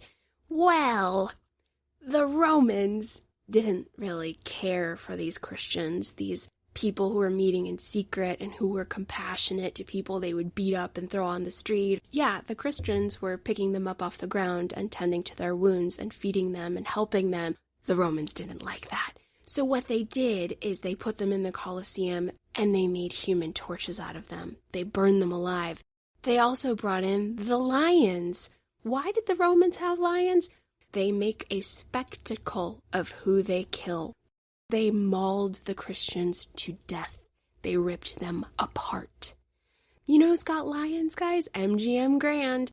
Back in the day, they actually had real lions. So MGM and the lions, very, very symbolic of ancient Rome and the Roman Colosseum. It's on purpose that Steve chose MGM Grand. If you guys have ever been there, it's still totally fun. I'm completely serious. If you guys went to MGM Grand maybe 10 years ago, maybe more, time is crazy, maybe 15 years ago, they had actual real life lions when you walked into the hotel. Very, very symbolic. In the final moments, when Ralph and Larry are going to the center of the strip and Ralph turns to Larry and says, we're going to be pulled apart. They've built these contraptions. I immediately screamed out loud, oh, it's ancient Rome. This is the sacrifice of the first century church. The early Christians were absolutely massacred. I really believe King was channeling that. Ancient Rome is MGM Grand Las Vegas. My fifth and last subcategory for Las Vegas is one that I already touched upon a little bit, but overall, what I think King wants us to know about Las Vegas when we separate it in our mind's eye from Boulder is that it is a place of fear. Only fear. It is a place without love. Boulder is a democracy.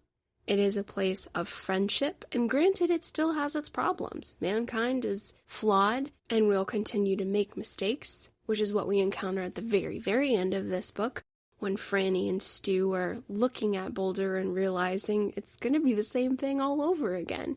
But there is a chance. What Boulder has, the foundation that Boulder is building, is in stark contrast to Las Vegas, which is a police state without love, only control, only fear. Everybody's afraid of Randall Flagg.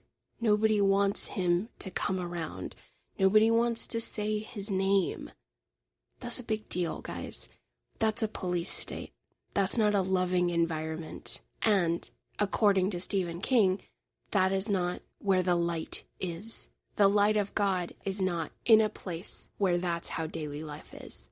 Again, all of this is just my personal hypothesis, but I do believe the dictatorship of Las Vegas was always doomed to fail, whereas the democratic, free, loving, caring community of Boulder is what King is trying to illustrate is the way we need to live life. Societies need to be established with a democratic root at their core, and there needs to be morality and values and friendship and the greater good as the ultimate focus. So that's Las Vegas, everybody. Category 3, The Walk. Larry Underwood, Ralph Brentner, Glenn Bateman, with Stu Redman as the one who falls by the way. These three men leave Boulder, directed by Mother Abigail, the last slice of wisdom she received after her time in the wilderness. She tells these four men to go on foot with the clothes on their back, no supplies with them, leaning on the faith of Mother Abigail's God. They believe in her. They're not entirely sure about her God, but they go step by step into the wild unknown to make their stand. Guys, this walk. Wow. Is there ever transformation? On this walk, food is provided for them, and they are, according to Glenn Bateman, hollowed out.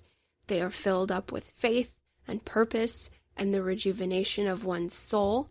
And according to chapter 72, it is 749 miles from Boulder to Las Vegas, which is approximately 11 hours by car, and our 4/3 gentlemen walk about 300 miles over a period of 12 days, averaging about 30 miles per day. And when they are picked up by Flagg's men, Ralph, Larry, and Glenn, they have a 5-hour drive to Las Vegas. My hypothesis is that by the time they reached Vegas, they would have been close to the 40-day mark. Because according to many biblical scholars, 40 days is the number of soul transformation. 40 is a number that pops up in the Bible a lot. It's significant. Jesus wandered the desert for 40 days and 40 nights. The children of Israel were kept out of the promised land for 40 years. 40 is a thing. In addition to the number 40, we have another big biblical story that I feel ties in very nicely to our 3 characters on the walk, Larry, Ralph, and Glenn. Ooh, we got a super famous big one, guys. For this comparison, we are headed to the Old Testament, to the book of Daniel, chapter 3. I believe our 3 men on the walk are modern interpretations of the men in the book of Daniel named Shadrach, Meshach, and Abednego. Hopefully those 3 names ring out to a lot of you, a few of you, none of you, it's okay. They're super duper famous, but I will give you a quick backstory on who these 3 characters are and why they are important. The book of Daniel takes place after the Israeli kingdom of Judah was ransacked and taken over by the Babylonian Empire. The prophet Jeremiah was warning Israel, yo, you gotta repent. God's judgment is coming. He is pissed. We have done wrong. We gotta repent. Nobody repented. They kept on keeping on. So in 597 BC, the Babylonians popped up, raided the place, kidnapped everybody, just about everybody, and moved them to the Babylonian kingdom. They weren't done because in 586 BC, the Babylonians came back and finished the job by destroying Solomon's temple and taking the rest of the Israelites to Babylon, where they would live in exile for the next 70 years. And guys, Babylon is the worst place. Not great. Pagan stuff everywhere. It was unclean, immoral. They couldn't practice their faith. They had to do everything in secret, all underground. It was not a good time. But as the story goes, King Nebuchadnezzar was a big fan of pagan idols. And one day he commanded everybody in the city to bow down and worship this giant golden bird statue.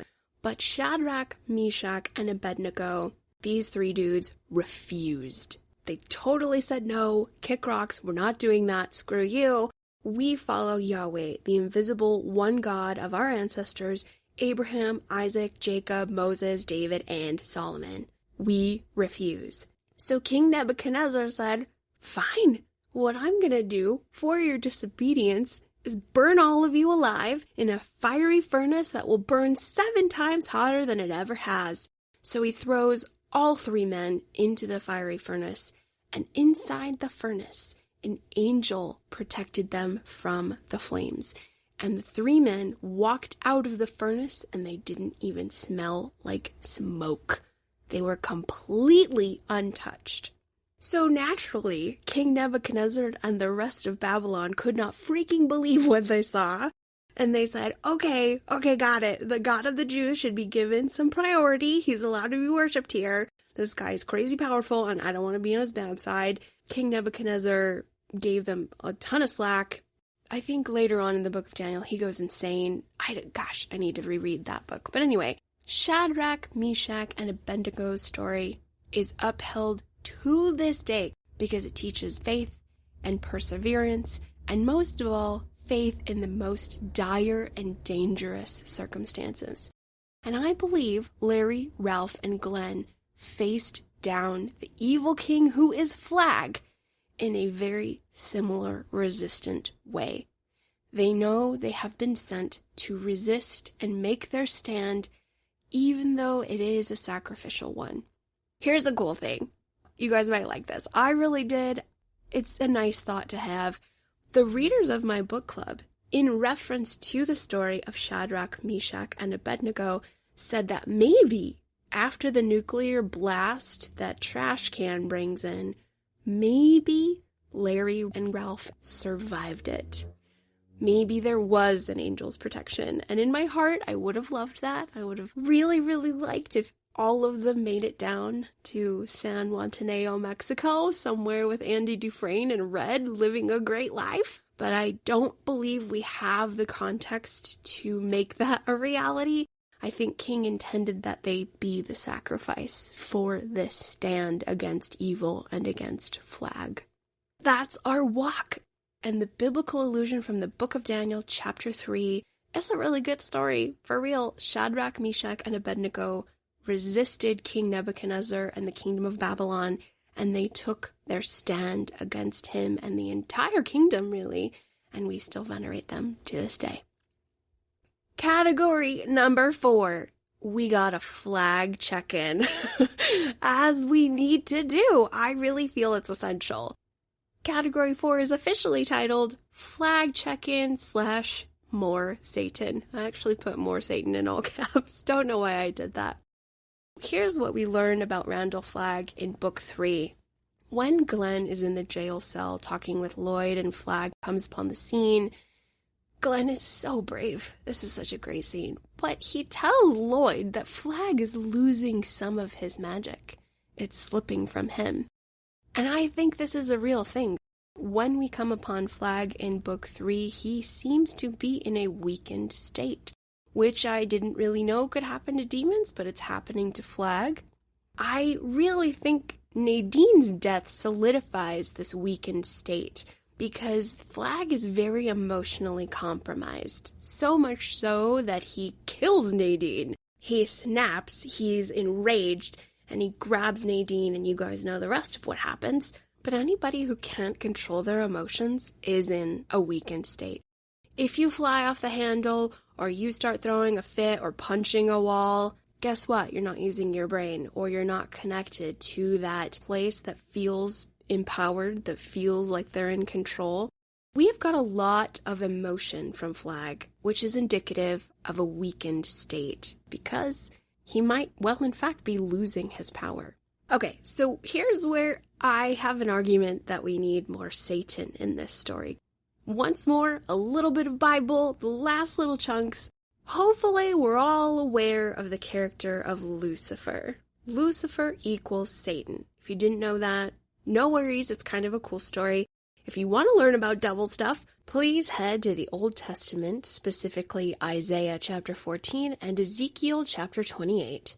And it's there we learn that once upon a billion years ago, no idea when, there was an angel named Lucifer Morningstar, the light bearer. He was the most beautiful, most highly ranked angel, the favorite, and as the story goes, something happened within Lucifer. Some sort of narcissistic switch got flipped and he became arrogant and prideful, and he wanted to be worshipped instead of God.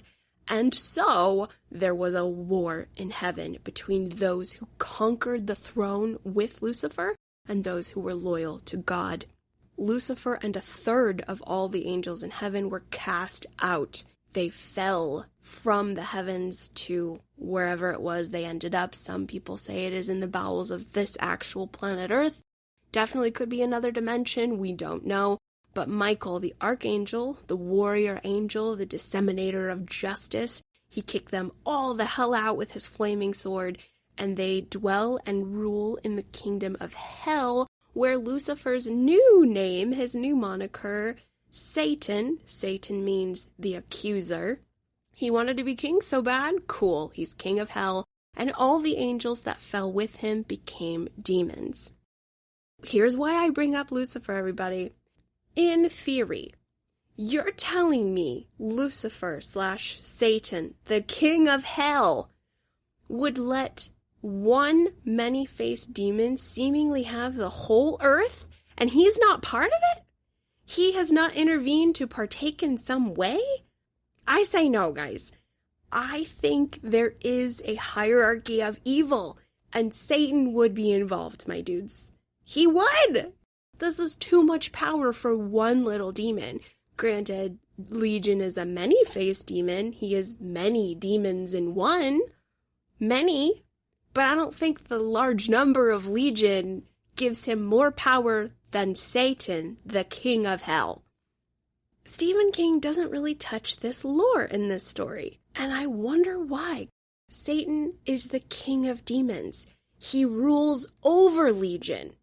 Ergo, I think Satan needs to be involved, especially with King introducing the Nadine pregnancy. Guys, remember that? This is a huge thing.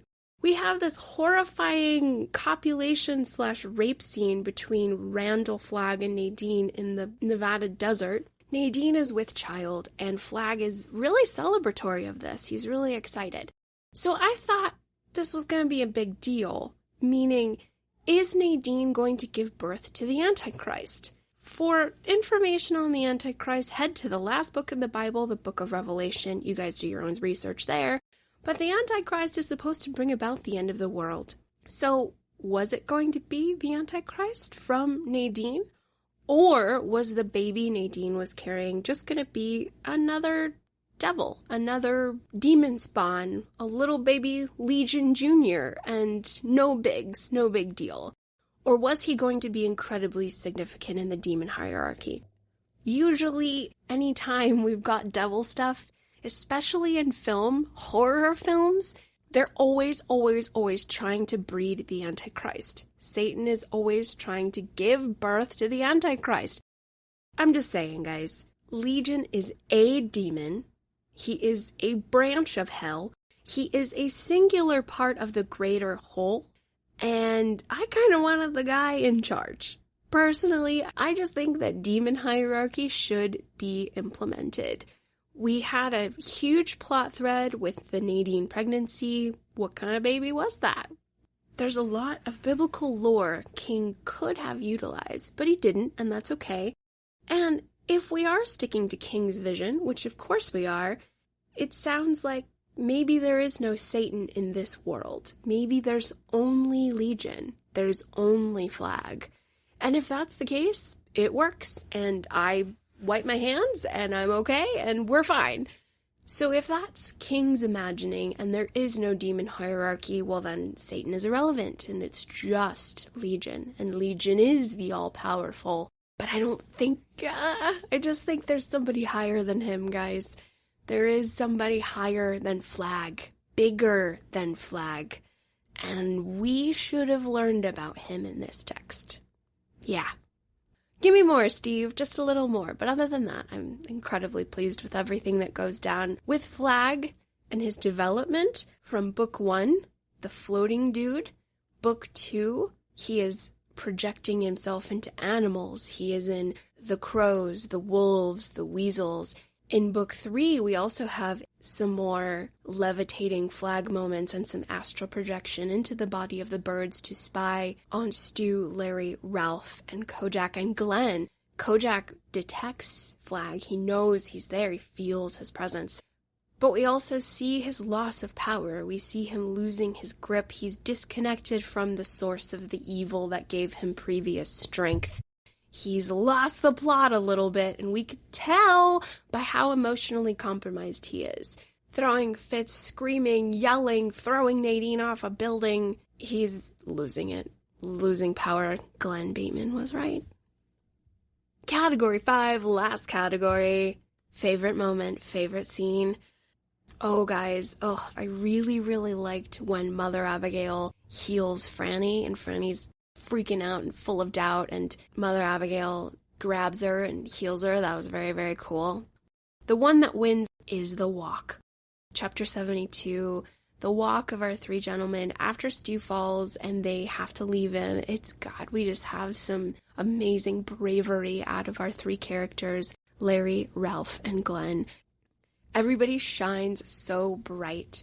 I think Larry Underwood really comes full circle after Stu falls because Larry, throughout the novel, is seen, for the most part, especially at the beginning, as not a nice guy, right? He doesn't care about anybody but himself. Didn't care about Rita, didn't care about his mother. We got a host of moments where he could have done better as a human, but he didn't. But when they have to leave Stu, Larry is so broken. Larry understands the bond of friendship and family and caring for your fellow man. He comes full circle. He is a considerate individual. He is really a 180 night and day difference from the selfish rock star we met at the beginning of the story, and it's so heartwarming. I love it. Glenn, the academic, my heart, he gives the group so much meaning because I feel they wouldn't have had the depths, the significance of what they were doing. Glenn is the one who gives them the rationality, the history, and the knowledge that what they're doing is incredibly important. This is why it is special. This is why it's heroic and that they shouldn't give up. He gives them the meaning behind it. Because I feel without that meaning, they might have quit. Maybe not, but they would have had a less easier time with the reality of what they were doing. You have to have faith, you have to have courage, and you have to root yourself to the mission and the greater goal. And I think Glenn helped everybody do that. It was awesome. And then lastly, Ralph is just so sweet. He's so wonderful. Ralph is from humble origins. He has an agrarian background, but he's got an engineer's mind. And he's just this blanket of supportive love. He is loyal and good, and he really has that Samwise Gamgee quality that I live for. He's just there. He's your friend. He's not going to leave you in the dark. He's not going to leave you in a hole. He will walk by your side until the end.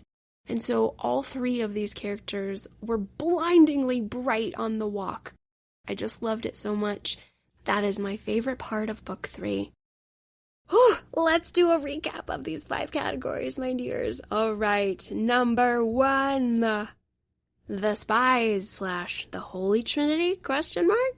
Number 2, Viva Las Vegas. Number 3, The Walk. Number 4, Flagg Check-In / More Satan. And number 5, favorite scene, favorite moment, when Larry, Glenn, and Ralph continue on their way to Las Vegas. All right, sweet people, we gotta help Stu, Tom, and Kojak get back to Boulder. Let's head into the final little baby section where I talk about the 1994 Stand miniseries, any last lingering questions, including a few thoughts about Harold Lauder, and overall, my final thoughts on the Stand before we say goodbye. If you've made it this far, give yourself a pat on the back, get a snack and a beverage, and I'll see you in our very last section.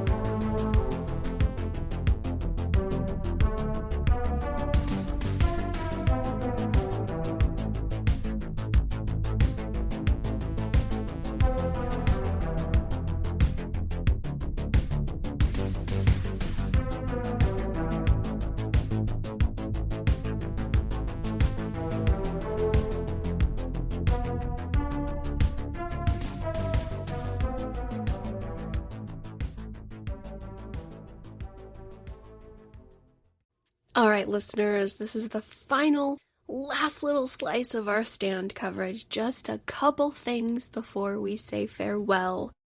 I do want to talk about the 1994 Stand miniseries. This was directed by Mick Garris. It is a 4-part miniseries. The 4 parts are The Plague, The Dream, The Betrayal, The Stand. And what's so awesome is that, guys, I watched all of this recently. It still holds up. It's still charming. Yes, there are, of course, some outdated things, but anytime Stephen King has a hand in the script, it's going to stand the test of time, pun intended. I really like this. I really love how close it is to the book. I enjoy the casting. I think Gary Sinise as Stu Redmond is probably the Stu Redmond in my mind forever. He really is Stu Redmond for me. Molly Ringwald as Franny Goldsmith, decent job. The actor Corin Nemec, I don't know if I'm saying that wrong, forgive me. I know I talked about this on my Christine episode many moons ago. Hollywood does not do unattractive, do they, guys? No. Okay, so Corin Nemec is so cute. He is so attractive, but they put some fake pimples on him, and we're just supposed to assume that he's unattractive. Harold Lauder is supposed to be overweight with bad skin, and Hollywood never wants to portray an overweight character. I think we're getting better with that, but they don't like unattractive characters in the spotlight, do they? So I disagree with Corin as Harold Lauder, but it's fine. It works. I will tell you that in the 4th part, I got a little emotional. I don't know why. In the very last few minutes of the miniseries, where, of course, Stephen King has a really cool role. He's the one who drives Nadine to Boulder, and he finds Stu and Tom and Kojak.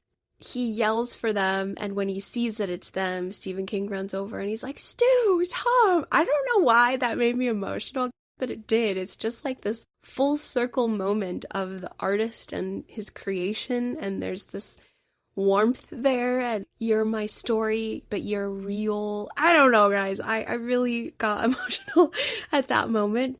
The Stand from 1994 is still enjoyable to watch. I love the script. I think that this needs to be a linear telling of the story. I think it works best that way. I will break open that more when I discuss The Stand 2020 on the Patreon. More on that in a little bit. But overall, it was really, really nice to watch the miniseries after having read the novel. It still holds up really, really well. I think they did a great job with the casting. I really do. I was very pleased to watch it, and I'm glad that we have it. For people who have read the novel, you have a really solid theatrical experience to plug in with after your reading. Number 2, I'm conflicted about Harold Lauder. What I've noticed is everybody loves Harold. They really give him a ton of spotlight. What is fascinating is King totally created an incel character. I don't have a lot of time to tell you what an incel is, so you guys need to consult the internet on your own for that one. But on paper, Harold just seems like a misunderstood individual. He is young, which is difficult to keep in one's thought process because he is so repelling. He's frightening. He gives me the Brady Hartsfield ick. He's a very upsetting character, and King gives him a ton of screen time. So I guess I do understand why everybody gives him a lot of focus, because King gave him a lot of focus. I understand that, but I didn't even want to talk about Harold in books 1 or 2, guys. Like, that's how I hate Harold. I don't like him at all. I understand he's young and misunderstood, and I am glad that he did start to find a little bit of himself in book 2. His health starts to improve. He physically starts to like himself a little more. But he is so driven by entitlement and hatred, and he's misled. I really think his arc is great, and I like that when Harold dies the way he dies, King takes the Hemingway approach, and he begins the Harold death chapter by saying, the boy. The boy, the boy, the boy. That's what Hemingway does. I personally can't stand it. A lot of dudes like to write like that. Women do too. It's just in my experience. Anytime you see the boy, the girl, the what, that's Hemingway. Hemingway all over the place. I hated Hemingway. We're not going to go too far off that tangent, but I really appreciated what King did with that because it basically removed the Herald from the Herald. When Harold was dying, he was this guy stripped away of all of the malicious intent, all of the past mistakes, and he was just full of remorse and yearning for it to have been different because he got his comeuppance. He got exactly what he deserved. And so I don't have a lot of empathy for him, but I did appreciate his arc, and I really liked the way that King wrote his death. And I liked that Harold was, in the end, just a guy who wanted to be Hawk. Good stuff. That's really the only time I'm going to talk about Harold. I don't like him. He grosses me out. He makes me uncomfortable. I really don't want to give him any more attention than everybody else does. Harold is always in the spotlight, so you don't need me. I've said my piece. That's that. Moving on. Number 3. I'm okay with all the writing decisions King made. I know I mentioned 1 or 2 things I would have liked for King to have added, such as more of an international focus, more Satan, but these are all just little peccadillos. What's fascinating about my reading of The Stand is that every time I would get a little, not irritated, but hungry for more or wanting a different outcome for a character. For example, I don't know, I really wanted Nick Andros to live longer. I didn't want him to die so soon, and I felt he had suffered enough, so I was pretty heartbroken by the death of Nick Andros. But then King just does this magical thing where all of the decisions were the right one, because Nick did live, and he came back in a healed form. He came back whole to guide Tom to help Stu, and it was so great. It was so touching and powerful and just lovely to read. So cool to be a part of. So in a way, King's decision was the right one. Every single time it was the right one. And I don't often say that about King, guys. I mean, I'm pretty lenient with him for the most part, but I will comment on where I feel there was a misstep. I don't know if there were any missteps with The Stand, my dudes.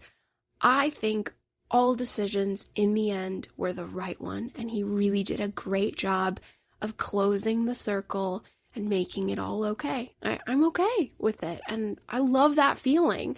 I love that things happened the way they did. Characters left the novel the way they did. It all works really well, and that's a powerful thing about The Stand.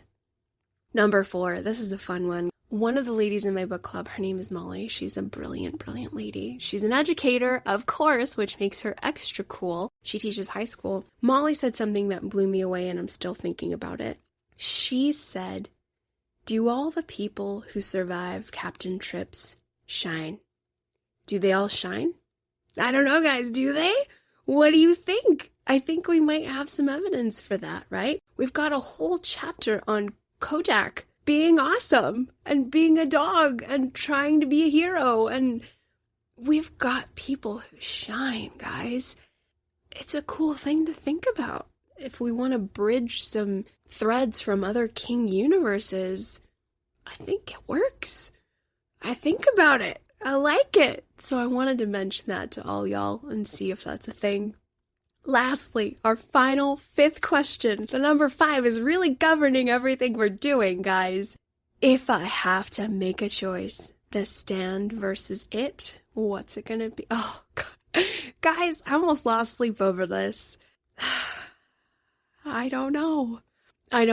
At this present time, I don't know. Because if somebody held a gun to my head right now, I would say It. I would. But I don't know if it will last. I don't know if it will stand, pun intended. I love It so much because it's about childhood. And in a way, the Losers Club make their own stand against evil. And I love the passing of time. I love that we have 27 years in that novel, and that any time you read the novel It, at whatever age you are, it reveals something different about yourself. It's a text that is so giving. It's really quite magical in that way, and I love it so much. I really treasure that book. But, friends, I have been opened up by The Stand in a way that I didn't think was possible.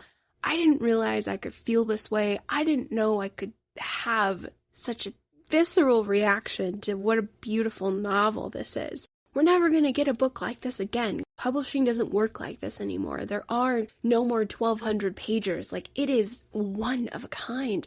And it is a timeless good versus evil story. And we have a ton, at least according to me, a ton of biblical allusion that really, really makes this a historical text that brings the reader back to when ancient people stood against evil and how we should continue to do so. The deeper message of the stand lives on.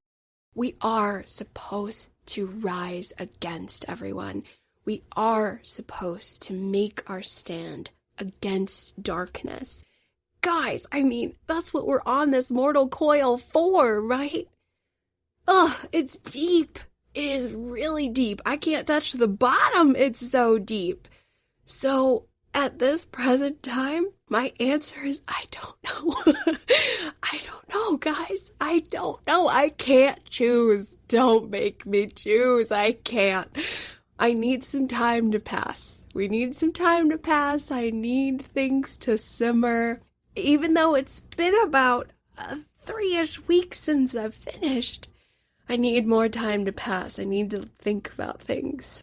Please let me think and don't make me choose now. Okay. All right. I have one final thought on the stand before we say farewell forevers with a few updates.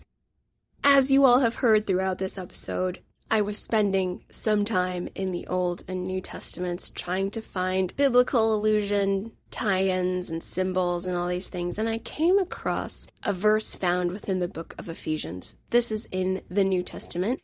Ephesians is from the city of Ephesus. I think I'm totally pronouncing that wrong. This was a letter that Paul wrote to the church at Ephesus. Ephesus is now modern-day Turkey. Like I mentioned, guys, in the first 100 years of Christianity, everybody is trying to figure out how this thing's gonna work. What does it mean to be a believer in Christ? What do we do? We're Jews, but we're not. We're Gentiles, but we're not. Like, what do we do? So the Apostle Paul would write these letters. This is what he wrote to the church at Ephesus, and man, this stopped me in my tracks. This is from Ephesians 6, verse 11. Here we go. Put on the whole armor of God, that ye may be able to stand against the wiles of the devil. For we wrestle not against flesh and blood, but against principalities, against powers, against the rulers of the darkness of this world, against spiritual wickedness in high places. Wherefore take unto you the whole armor of God, that ye may be able to withstand in the evil day, and having done all, to stand. I think that's where I dropped the mic, guys. I think that's where I just turn the light off and head out. Yeah, I think King must have ran into that verse at some point of his craftsmanship. Having done all, to stand. And the place where you made your stand never mattered, only that you were there and still on your feet. Before I burst into tears, thank you all so much for listening. This is probably a record in terms of podcast length. I think this is going to be the longest one I have ever done. My It episode was 2-ish hours. I don't know, guys. We might break a record once I finish editing this. But you know what? We have to go hard with the stand, don't we, guys? We just gotta. So this might be the longest, biggest one I ever do, and if you've made it to now, I can't thank you enough for staying with me on this journey. Bless you. If I ever meet you in real life, I will give you the hugest hug. Thank you from the bottom of my heart. If you are interested in more thoughts on the stand, please head over to my Patreon, The Dance Macabre with Kim C., where I am planning to do an episode-by-episode commentary of the Paramount Plus Stand miniseries from 2020. I rewatched it, but decided, oh my god, guys, I had so many thoughts that I want to put them on the Patreon, so that is going to happen. Dang, I mean, the 2020 miniseries, there were a lot of missteps, and every 5 minutes I was screaming out loud, "These sons of bitches, I can't believe they did that!" But then 5 minutes later, I was like, oh, I like this. I like this a lot. So I think that's going to be some entertaining content for the Patreon. The Patreon now has a new low price of $2.22, so I would love for you to join. There are a ton of episodes on there. My SK Femme Friday series, my You Like It Darker coverage, my coverage of Nightmares and Dreamscapes. We got a lot going down on the Patreon, and I would love if you would join and help me break down the Stan 2020 miniseries. I think it's time that we revisit and rewatch together, so if you want to take on that endeavor, let's do it together. It's going to be a ton of fun. Coming up next on the podcast, in theory, I'm going to talk about Rose Madder with a really good friend of mine. He's a horror novelist that is so cool, so smart, an absolute king genius. You've all met him before on the show. I love this guy to pieces. We're going to chat Rose Madder. That episode will be coming up soon, followed by my top 15 Stephen King novel rankings. I cannot believe how long it's been since my last ranking episode, and now that I've finished The Stand, I shuffled a couple titles around, my guys, so we gotta get that off the ground. That's all I've got for right now. It's been a busy time, but I promise more is on the way.